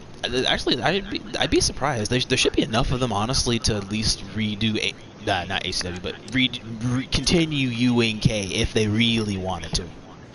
No, Swoop's not there. I don't really think you can have ACW without Swoop. Nah. I mean, they can have UNK. I mean, they got Legion, and they got Paul and Soul. I mean, yeah, but... So, I mean, that's something. ACW, I feel like Swoop was the better part of all those guys. In my opinion, Swoop and Darkrai both were the better aspects of ACW. And man, at least they gave us Galvatron for DCW. They gave us that. Yeah, he gave me my greatest headache. Generation after generation, I gotta listen to this dude's like, we gotta get them Rodimus. He couldn't do it. He's like paranoid. Oh He's my having god, like a mental Knight. breakdown. Oh man, it's like Gears messed this man up too He's much. It's like every time it's like, I'm going into TDM Rodimus. If I see They Gears, sneaking up on me, Rodimus. How is he sneaking up on you? It's a damn jet in the sky. bro, just stick near the intercooler, you'll be fine. It's like he be cheating. He be going for that intercooler.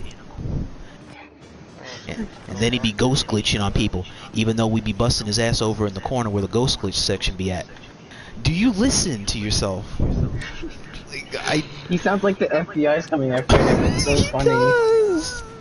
You had he wanted to be on a podcast so bad, and I was watching it live. It was so terrible. The whole community was watching that shit. That was the most awkward podcast I've ever hosted in my career. Hopefully he's not watching.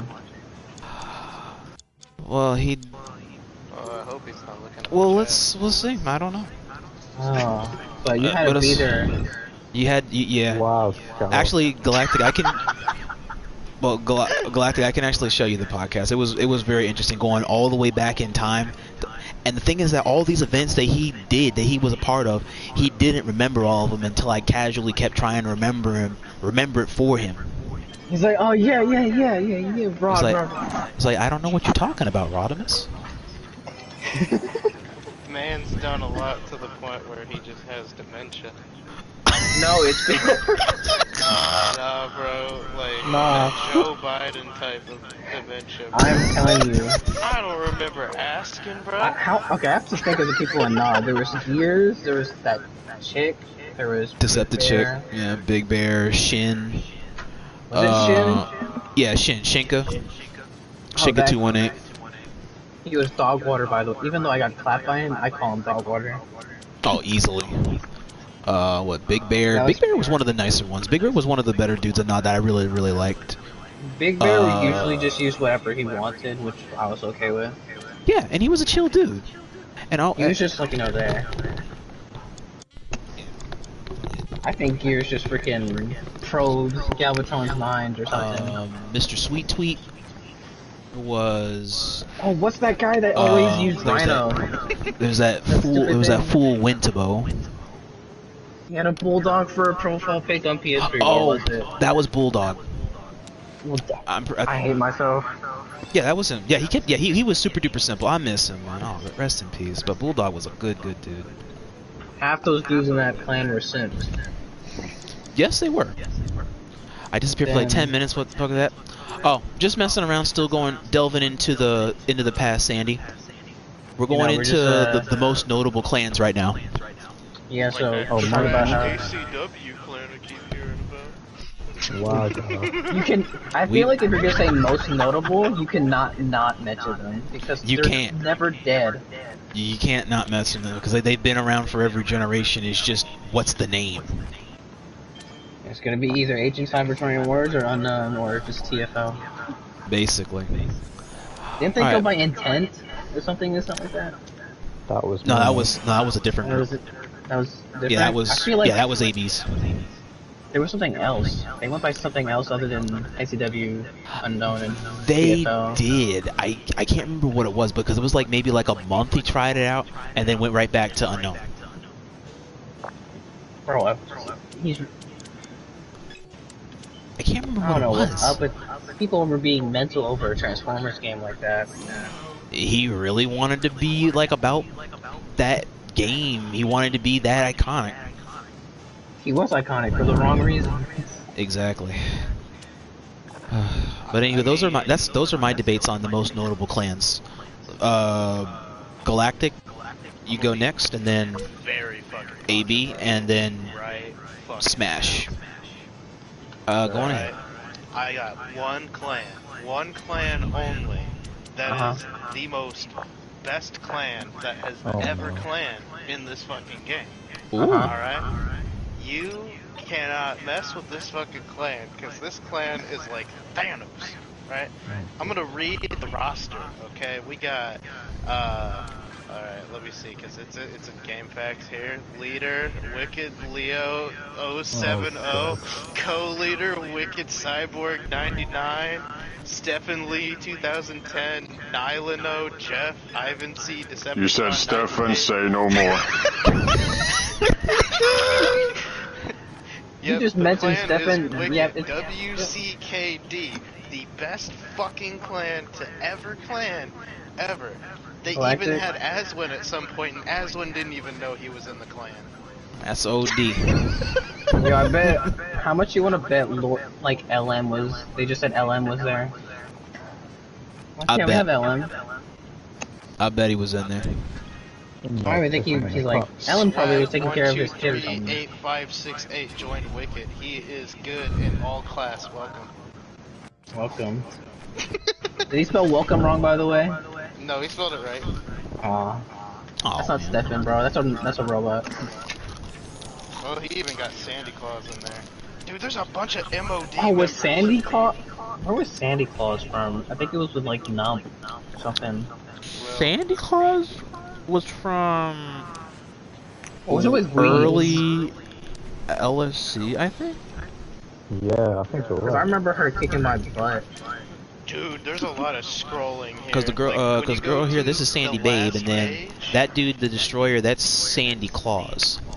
Yeah, I got freaking anally raped by that person, bro. It was terrible.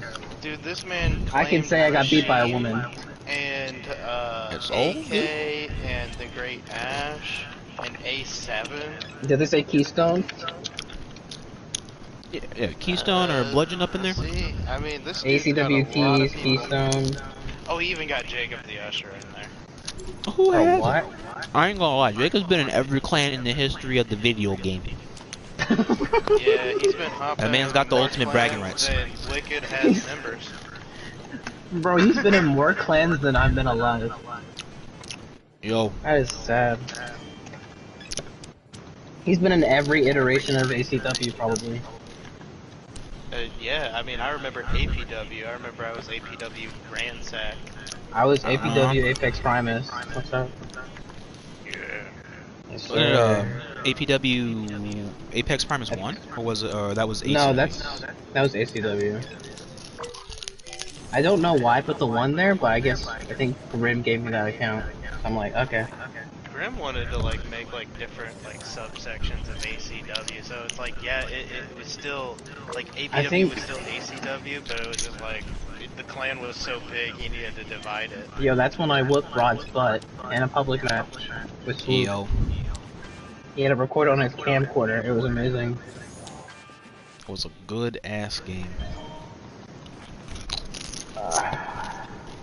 And then later, I guess he dissolved the subsection, so he's like, just join ACW. I'm like, okay. Yeah, you in, you in. I'm like, yep. He's like, you're pretty good. I'm like, okay, I got it. And then guess what he stuck me as? Healer. Absolute travesty. That's the I think only that- thing. I think that was run by MP, but it's kind of fuzzy there. Oh, what was run by MP? APW. I think Grim I gave. think that's correct. Yeah, I believe that is. He was a really chill dude. I like MP. Oh, I he never was had super, anything. super MP was chill, one of the most although chill I would young dudes say- I'd seen on that game. We never in all did anything, honesty, but you know. he we was were cool. probably a little too chill when it was the time of CC. He was really lax. I feel like he was just like, I'm so good that I don't even have to do anything. And I feel that. I mean, I need that energy in my life. That's when you're taken care of. Yeah, then we have Aswan, literally like the most notable player of all time. No debate, just Aswan. He's been a. That's another dude though. That's definitely one of the more pivotal players, and he's also been a clan leader in his own right at some point along. Like with TFL, him and Storm really like shaped the landscape of the Legion. I still think that Storm. Steph. Yeah, with the. Oh, you still TFL. think Stefan's clan is better? Surely we have You to still give a think mention Wicked's better? to Young King. What do you mean, bro? Oh Mentally- right, Young King. Yes, him too. Yeah, the three of them define the paradigm outline for TFL. I remember who else was like notable. I have no idea. There's so many notable players that I can name, but then there's like the ones that are kind of notable, but they're not known.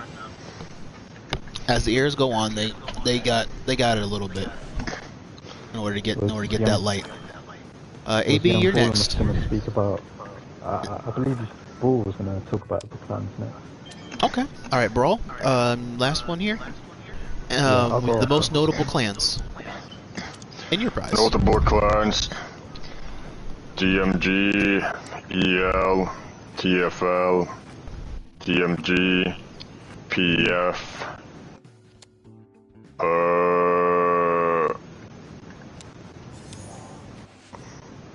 I think that. No, wait. MOD. Yeah. MOD. Yeah, I think that's it. That's all I can remember. Oh Okay. yeah, intact. But I'm telling you, Yeah, we were no bottom offense to position, you. so- Yeah, no offense to you, but like, Oh no, you good. my clan was talking shit about your clan quite fucking a lot. We know. Like Everyone in talk in about us. skills. I mean, but Yeah. we held our own against like LSD and PF, I think. I think we took in games from them. We took at least one game. At least. Oh, we have. I just remember both times. I think it was TDM. I guess I was out in the front, and everyone already died, so I can't really push back. It was like a final kill. So That's it's okay. Like we had our own troubles just like every other one, and that is all good. Yeah, but Tarq's last clan battle most was, I think- notable clans. Yeah. I think that's all I got. I was Okay. gonna say KOA, maybe. Kings Oh, I of the remember Alliance. I remember a clan called KOA. I Yeah, saw a wasn't lot that- of KOA yeah, was- players. Yeah, that was Nanet Sig's later group, if I remember right. I don't know who the I fuck believe they are though. so. The Kings of Alliance shit. I saw them all the time in pub, and I used to whip them to shreds. Yeah. Like they were good, but they weren't better than me. I remember one time when I think this was it was 2014. Straxus I think took a break or some shit. So we had a clan called KOP, Knights of Phoenix. You probably don't even know about that though because it was very short-lived. He came back. Yeah. I remember that. Oh, you remember that? I do not. You got me on that one. Alright, so make a documentary. There you go. Disagreement. Actually, What? I feel like Disagreement? Rod, you should just make a The timeline. disagreement, we should create another clan for the time Depending upon how active Tarq and the guys here are, yeah, I probably could make a timeline. Just of like when clans, or when most clans actually came into birth. There you go. Like the timeline of the competitive scene. Like, there we go. Easy.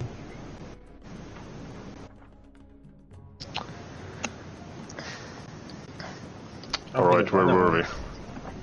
After the most notable clans, with Oh yeah, it clan was leaders, Galactic Knight. clan lead. Clan leader. Oh yeah, I did Oh, have yeah. a topic, but I wanted to save it for Yeah. very last since it I can. to kind of give a little bit of a preview of it. It transcends FOC. It does involve it, but it's kind of outside of the game. Ah. Okay. But you're leaving that till last. I figured it'd be a neat little fun See, fact. this we went over already. Hang on. CB prep? Oh my god, I remember that. Yeah, that was the first thing that we actually went over in one of the side questions that Tarq had asked. That basically already covered this part that goes in about the whole prepping of clan battles right after we went on and talked about in our own perspectives which one were the most notable clans. We already went over this one, so. Yeah, I mean, a lot of that you already went over. Like I explained in the beginning, like strategies, tactics, communications. Yeah, well, I can give my 2 pence on the notable clans as well. Go for it. Yeah, so in no particular order, I'd say my top 3 best clans, not notable, best clans. Me personally, you're talking about in no particular order, EO, LSC, and trying not to be biased, but I'd have to say PF as well in that top 3. Yeah, obviously, you know, everyone has their preference, but for me, those are the 3 best clans. If you're talking about most notable, I would say, I believe I jumped into the convo at the ACW and UNK debate. Personally, so I was actually in ACW for a 2-month period on loan from here. So basically what that meant was, when I was in ACW, I just had no involvement with PF. What I mean by that is I didn't participate in any clan battle related activity, and yeah, I was sort of just playing for ACW at the time. But personally, I really thought that Unknown was a better clan, but ACW was a more iconic clan, in the sense that, yeah, they had a lot of history, a lot of players. If you're talking about the MLD and WGA debate, again, that is a very, very tough one. There's a lot more history involved with MLD. Guys like me, I started out there, you know, a lot of great players came from there. But at the same time, being in PF, we struggled against WGA, like, they were no joke. And we lost a few CDs, yeah, quite significantly. And then obviously you're going to talk about Tarq, WCW, DMP as well. And yeah, that's how I would categorize that as well. Okay.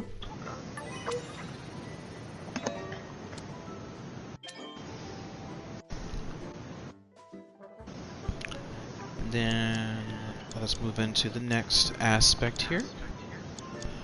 That is to respectfully go over our concluding segment here, or the conclusion of it, where we can go into final thoughts on Follow Cybertron and how you felt about the servers going down in early 2020. That was February 2020 when it happened.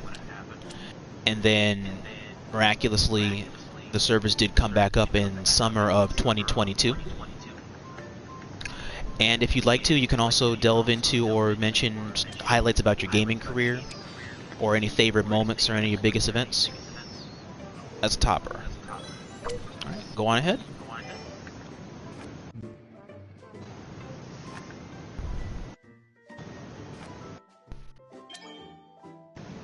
Yeah, who'd like to start off with that? Yeah, if you need me to repeat it, let me know. Yeah, repeat that. I was texting my girlfriend. Your final thoughts on the servers going down in 2020, and or how you felt about them coming back up in summer of 2022. So the whole conclusion part, I'll break it down into 2 pieces.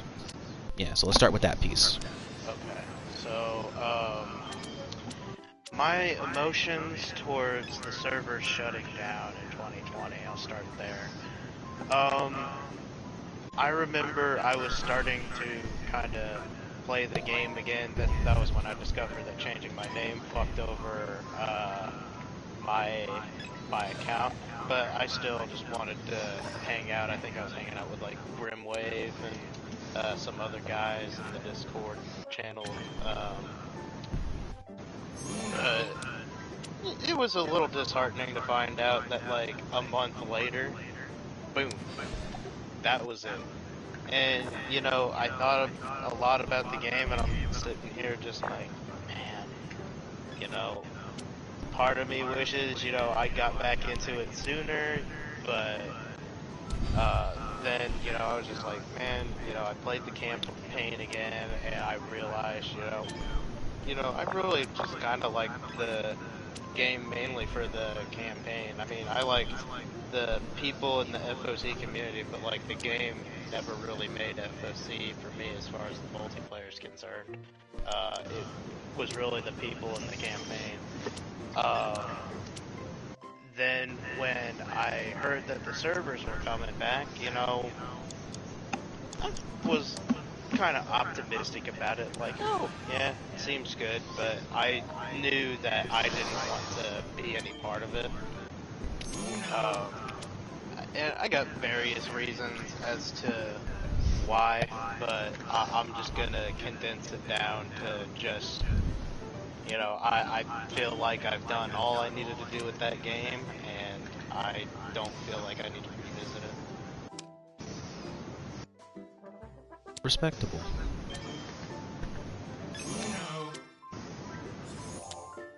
Whoever wants to go next, go on ahead.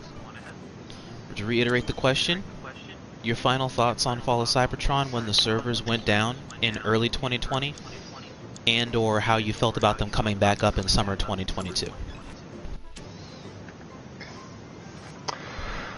Well, for me, I can go into both of them. Like, when the game died, I wasn't too fucking emotionally disappointed. Like, yeah, it's a bit disheartening that a game you were playing so much and had so much fun in would die like that. But at the same time, at that point I was already starting to get into other games anyway, so I wasn't really playing that at all anymore. So I mean, I was like, yeah, I can live with that. I also find it kind of interesting. A lot of people always said, like, throughout all of FOC's lifetime, that it was gonna, like, people were gonna stop playing it and shit. But the only way that it actually died was the servers going down. I found that interesting. Yeah, and as for the servers coming back up, I guess that's good. Like,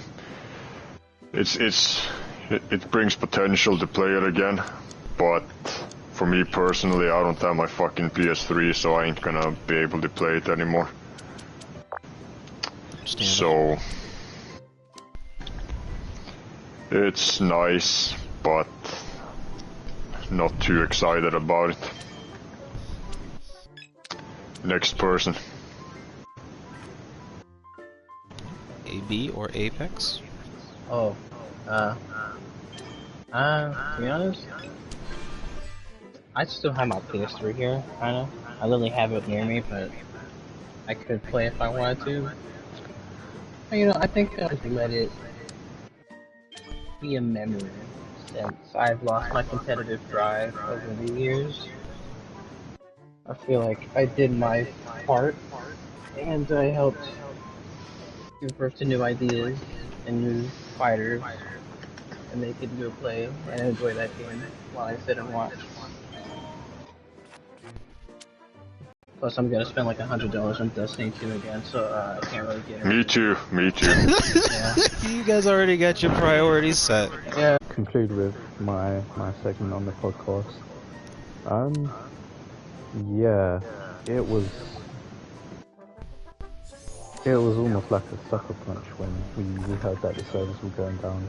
I'm pretty sure there wasn't really any notice or warning, if I remember correctly. So it just Not directly. They say that they were it gonna just came.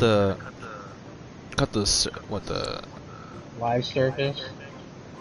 I think so. Something about that, or something about the continued support to the game, which is fine because there wasn't any new DLC or anything coming to the game, or no new patchwork anyway. So that wasn't it. That wasn't the case. But it's just that they didn't name an outline on when it was gonna happen. It was just gonna happen. And then, like, what, 2.5 years later, since that noting, out of nowhere on a February day, that shit just happened. Yeah, I think there may have been some warning.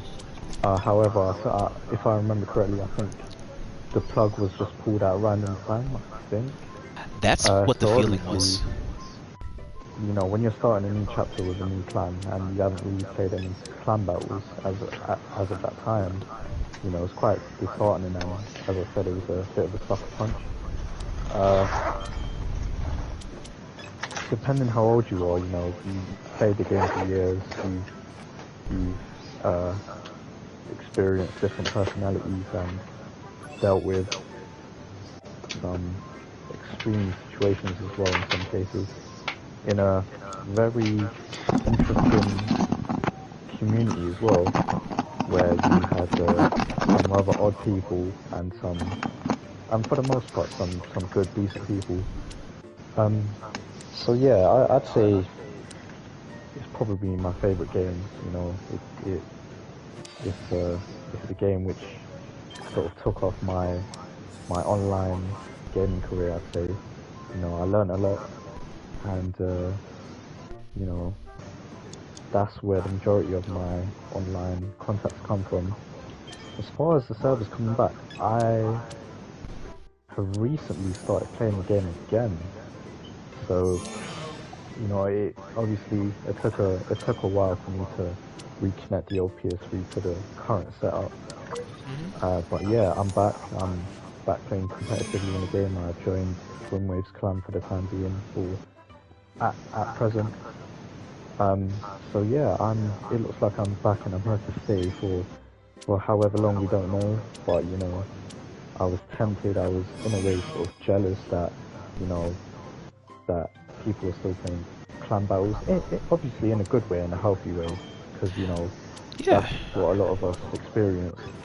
So yeah, I was definitely eager to come back, and in a confident way, I say I've still got the skills to pay the bills, shall we say? Excellent. But yeah, it is a great moment that the servers are back, and yeah, this was a momentous game that we shall all cherish, I say. Okay. For me, it was like a series of mixed feelings that week when it happened, because it was like right after that clan battle that happened that I really didn't want to come back for at that point. But listening to Paul and Soul and them convincing me to reverse my decision, so I decided, you know what, I got nothing to lose. I can make the time. If you can get me the people instead of me sitting here dealing with the headache, I can deal with trying to come back, do this clan battle that you guys want me to do. It was like, what, a month later before we were actually able to get it done, which was like a week. Unknowingly, it was a week or so before that dreadful day happened. We got to see through the clan battle. I left Grimwave in charge of that clan battle and decided to go ahead and leave it in Fate's hands since there's something else that came up. I decided, you know what? Let me give him the responsibility here and see what it is he can do in my shoes. Just like any other time I've done it, any other time I've made the call, leave it to him. He did good shit that day. He was one of the few people that didn't disappoint me in putting him in a position of responsibility. And I cherish that. That was one of the few clan battles of modern day that Tarq had that they won that I can really be happy about. Which one was that? That was the run back that they had with UNK. First about WCW, because that was lit. when it happened out of nowhere, I was shocked and emotionally distraught for many hours to figure out what happened, why this happened now. When they let Marv substitute or something? And I just didn't know what to do. It's the first Oh, time 'cause in I got years I didn't know what to do. pissed. I got pissed. And then I was just... A part of me was tearing up about that when it happened because I invested... Well, there was I was looking at it in the selfish sense because I was just thinking about why I kept playing the game for so long originally, and why I felt like there was something that I needed to prove still. For all the years I've been here, I've been playing in order to try and make a difference for the community, make a difference with my peers. The matches that I sought to have in order to try and continue to sharpen my skills with those before my time, those currently, and just everything, all of it was just gone. And I felt like I never had a chance to really prove myself. I felt like while I succeeded in finally getting a successor for Tarq, I wasn't able to really accomplish all of my goals. Or it felt like I didn't accomplish all of my goals.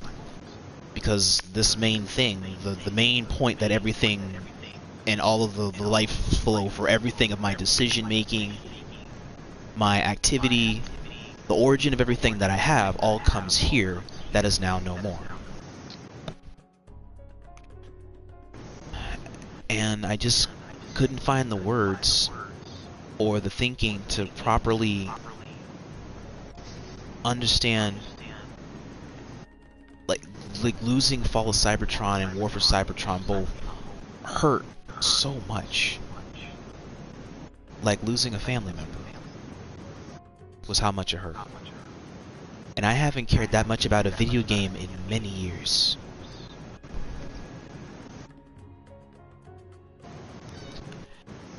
And I put a lot of myself into that speech that I put on Memoriam for the video game. And it felt it took that week to come to terms with it, because at the end of the day, like, I didn't realize like that I was that attached to the game that much that it really took a piece of me with it when it died.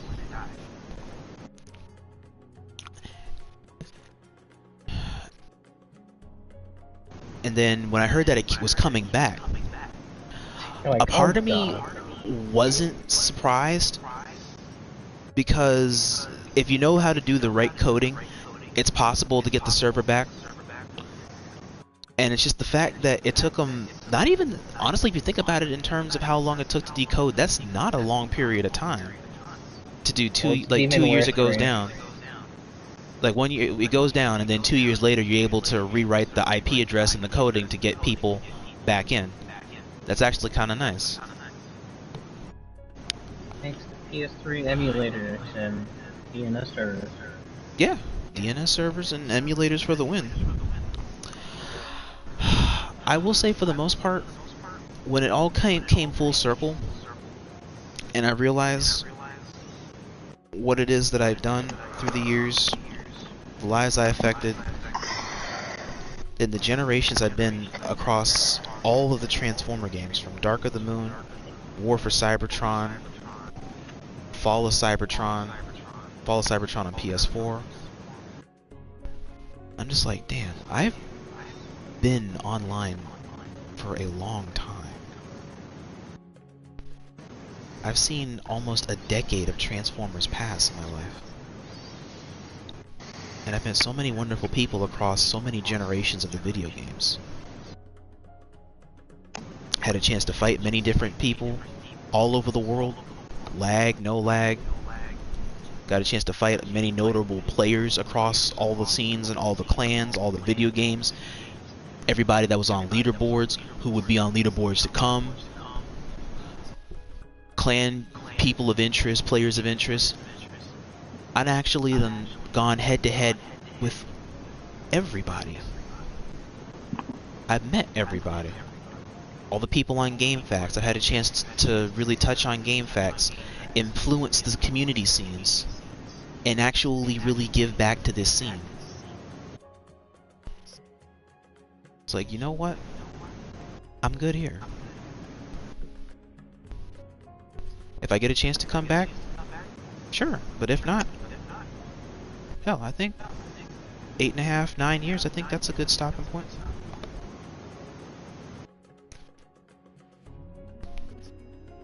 Because as much as I love the game, it was a hard day to let that go. And then once I was able to let it go, I was able to become a whole new me going forward. And cherishing all the stuff that happened of the past that now constructs my present. And I'm not sure if revisiting it would be the right path choice, but it is an option on the table, if I so chose to take it.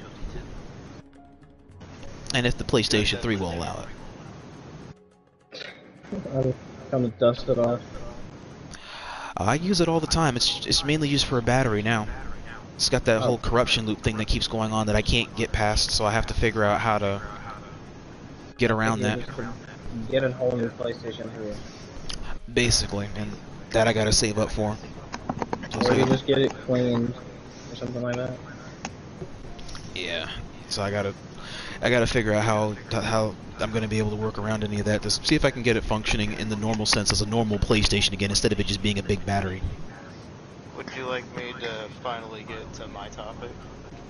Yes, go for it. End the podcast. We're getting ready to end it. So, I figured... Aren't there more questions though? The question after this I was going to ask is any of your favorite moments or any of the biggest events on FOC that you remember, and then we basically just have a send-off there.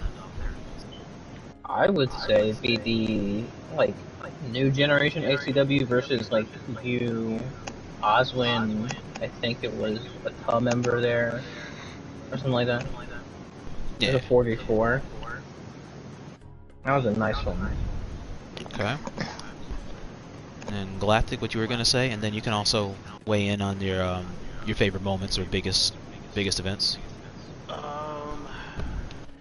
As far as my favorite events, I mean, I kind of touched on it already, but I actually dug that we had our asses handed to us back in the CC versus LSC.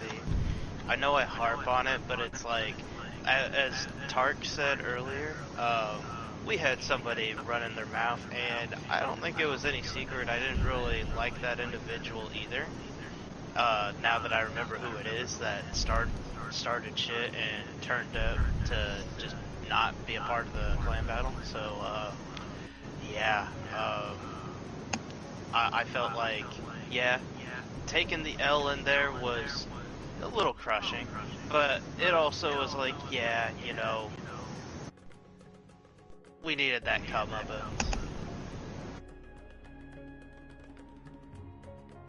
Okay.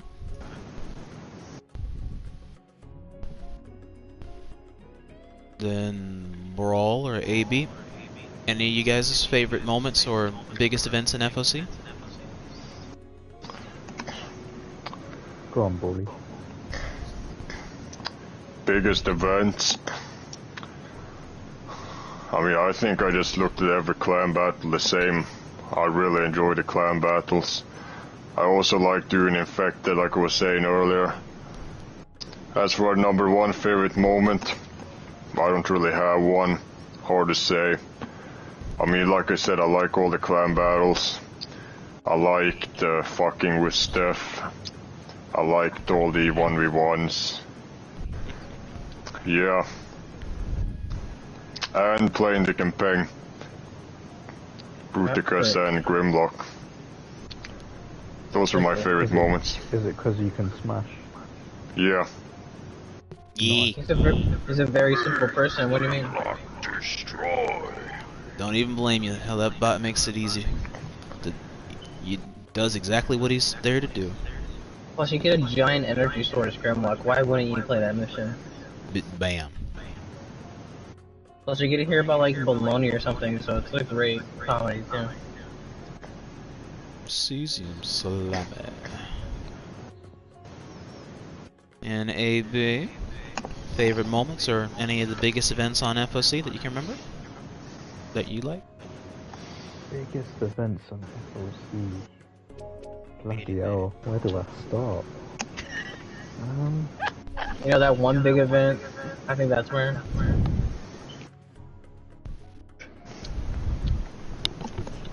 You know what, while I think about that, let me talk about my best moments or favourite moments.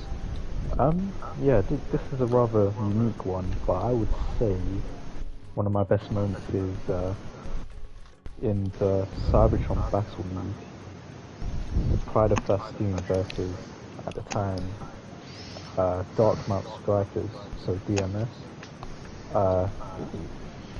CTF, the game ended 5-4 in spectacular fashion, and it was a very topsy-turvy game, and you know, it was a great moment where in the comments, Ethan, my clan leader at the time, you know, he called me the MOTM, which in football terms means the man of the match. So that was great to see from my clan leader. And yeah, man, I obviously the team popped off, but you know, I tried as well. But yeah, another moment I'd say is, which I don't really talk about because you know leaderboards don't mean everything, but I was glad that towards the end of the game I did manage to secure that number 7 spot on the CTF leaderboards. I thought that sort of what do you call it? It was a accurate depiction of, you know, me believing that I am and was a top 10 CTF player. Obviously, you know, everyone has their preferences, but I was glad that in my favourite game mode, you know, I sort of, I don't want to be cringe and say made history, but you know, I cemented my place, I guess, by putting myself at number 7. So that was another one of my highlights of the game.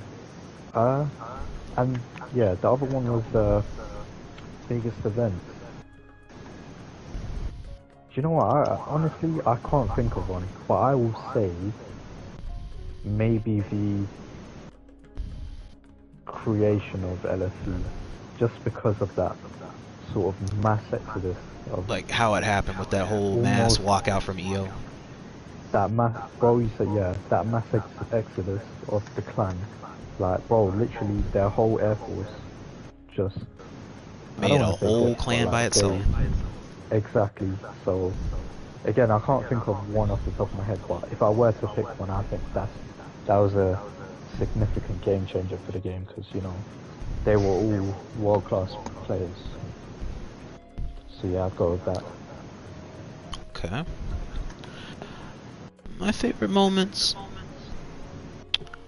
The biggest one that comes off the top of my mind was ACW and EL. Because I remember I was on Red Dead when I saw that battle go down. I was literally just looking at the play-by-play while I was doing my shit on Red Dead. And then, what was it? He called in, Paul called in Zephyr. And Grimm's got like 3 or 4 like OGs from leaderboards off PlayStation 4 to come back to this clan battle, specifically for this clan battle. Like, he literally brought back so many OGs from leaderboards that were in EL, and Zephyr clapped them all by himself. LM was livid that whole evening when it was done. Bro, I was laughing on the side. I didn't go into chat directly. I was just like, hey, yo! They didn't lose. They got beat bad, yo. That, I know he's not happy. He is not happy when he loses, and the fact that it was so decisive. You had that much faith in dudes that didn't play for a long time to just come back and lay it down and got laid out. Ooh. Ooh, my. Oh, that was one. Another one was...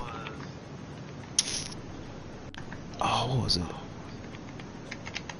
Honestly, when I first met Numtees.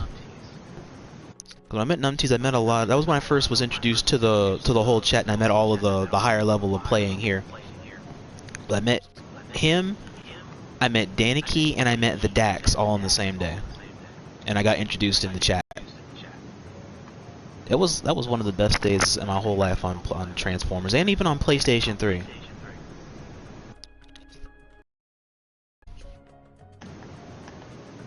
And then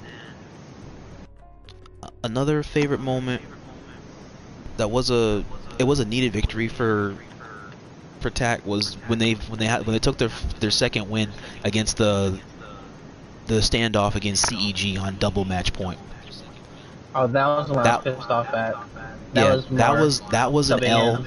That was an L that A7 held for the longest time because so much bullshit happened from start to finish through that clan battle that literally was going either way. Yeah, didn't they end up winning, but it went to a tiebreaker? Yeah, it went to a tiebreaker. Took Marvin out. He picked the worst map for a tiebreaker.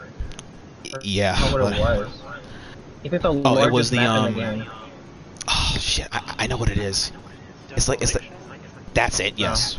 Is it Desolation? It was yeah, that huge open map. The huge open map. That's only good for capture the flag. That is the only good map it's good for. Yeah, and he wanted to make that the game decider for a TDM match, which was I could see why, because he brought in the Dante. And that's why you got to deal with a sniping expert. That's exactly why it sets up for Dante. He should have brought in what was his name? Jamaz or something. He was a pretty good sniper, I would guess. Jamaz. No, they didn't have Jamaz then. We had him on our squad at that point. No, I'm saying you should have brought him in. Be like, hey, like, you know, you take I out that if he kid, was we'll around. be with everyone else. I think I got subbed out for someone else. I'd have to look back at the footage because I remember. Because I think Marv was on their team, even though he wasn't part of CEG. No, he was on ours. He was there originally. I can't remember what team. I gotta look back at the battle. He was there originally, and then some shit happened where he just didn't want ours. It was some shit happened where he just didn't want to play all of a sudden because he was losing so badly, and then he just quit in the middle of the fucking game. And I think he came back or something like that, and I just got super pissed. Yeah, because AK and we booted him right there. Because I was like, no. You leave right in the middle of the clan battle. Oh, keep walking then. And then he came back, and he's on the other team. You're like, what is this? You're like, wow, this sucks. Like, shit. No, he sucks. Like, you take the L like a man like everybody else here. I got a migraine from that. And then the biggest event that happened... But yeah, real quick, yeah, to wrap up that thing, yeah, that clan battle was like really good. That whole evening, as chaotic as it was one of the best evenings I could have ever had as a clan leader. Because I got Tarq one of the biggest wins it could do, and I got a chance to fight Star Wars Boy all on the same night.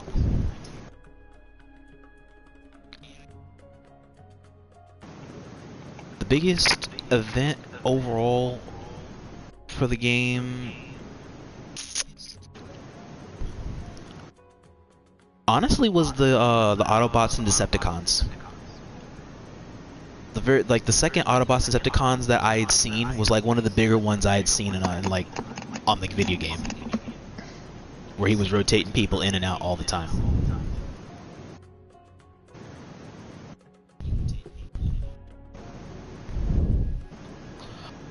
And then I guess low-key, when I did my own personal retirement, and then I called out everybody in the history of the video game that pissed me off. Yeah, I was one of them people. Let's go. Oh no, you never pissed me off, man. I know one of them was Galvatron, and it was Yes. probably was the funniest thing to record. Did I ever piss you off? No, you're good. You kept trying to for like the longest time. Because when I first wrote up the review here, like, Nump, Strax, and you were telling me, well, you telling me to go through with it. Nump was telling me to do it. Strax was telling me to not do it. I felt like Strax was on that list. Do what? Like, at least once. Oh, to publicize my shit list. So that way when I'm leaving the game, I'm also leaving the game being totally honest with the community. I'll never forget how Stefan says, no, not Stefan, Jarko Yargle says I'm the nicest guy in DMG. Who? I don't think it'd Yargle be said Wait, you're the Wait. nicest guy in DMG? Yeah, Where's guess you those keep it two a buck. scientists? kinda ironic. It sounds like DMG's a badass set of motherfuckers. Yes, sir. Because if you're the nicest, I got bro, my- I hate to see the Venus. I think my first clan battle was DMG, and I did pretty okay I feel for you like did. for like a level 16 scientist on a new account. Yeah. I think the only mistake I made was I switched classes too early or something like that. Other than that, I whooped some major butt. Besides, I guess, Brawls. You And I did think good he was shit in- out there. I think Brawl was in the back of the map. Well, he was on his cap point, so I couldn't really do anything. Was it in Awesome. CTF? It was capture the flag on Desolation. Yeah. Yeah, I usually fucking... I was usually to defend our own point. But Our I own whooped the flags. the scientist in me had like some nice dogfights. Let's raid Stefan. Wait, is he actually streaming? No, he's not streaming, not that I know. Not to say that would But be. I'm saying raid his house. Oh no, that's gonna be impossible. Why? Because he's Oh on there. no, it's through this freaking method called. Starts with an S. Oh, I cut it off. I was trying to make a joke about swatting. Oh,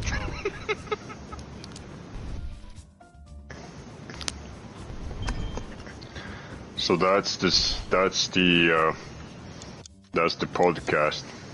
We're gonna go on ahead here and find somebody to raid now, and then basically go on ahead and get the send off, and I'll let you know when it's good. That was a long fucking podcast. Took fucking 4 hours. hey, we're still live, fool.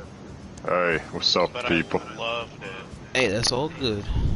Let me. Yeah, it was great. Definitely. We did. We like, covered a lot of down good to do points here. another one of these. Oh wait, are we still live? Let's we do are. I'm trying let's to do find somebody now. another. So I'm gonna Let's raid. do a WFC podcast. I'm panicking. That I'd be I down can't for that. provide much wisdom for. I would be down for that if we can find somebody to do it. I wouldn't be what? either because I was like Actually, fucking no, let's 12 go- years let's old read this when I was Destiny playing. game. Destiny? Hell no. Oh shit. No, we're Click talking on it. about a WFC I can podcast. only really commentate Oh. on. Send you the Discord invite. Alright, we're gonna go ahead and get ready to raid this Destiny player here. So, got a small stream going on. We're gonna send a little bit of the smoke here. That way we can help him out. On that notion, I appreciate you guys tuning in here for the 10-year anniversary podcast. Me and my friends here. Brawlimus, AB, Tarquinus, Apex, and Galactic Knight. Yay! So on that note, Woohoo. you guys know what it is I always say. Till all are one. Farewell. That's just right. I can't because I don't have enough servers.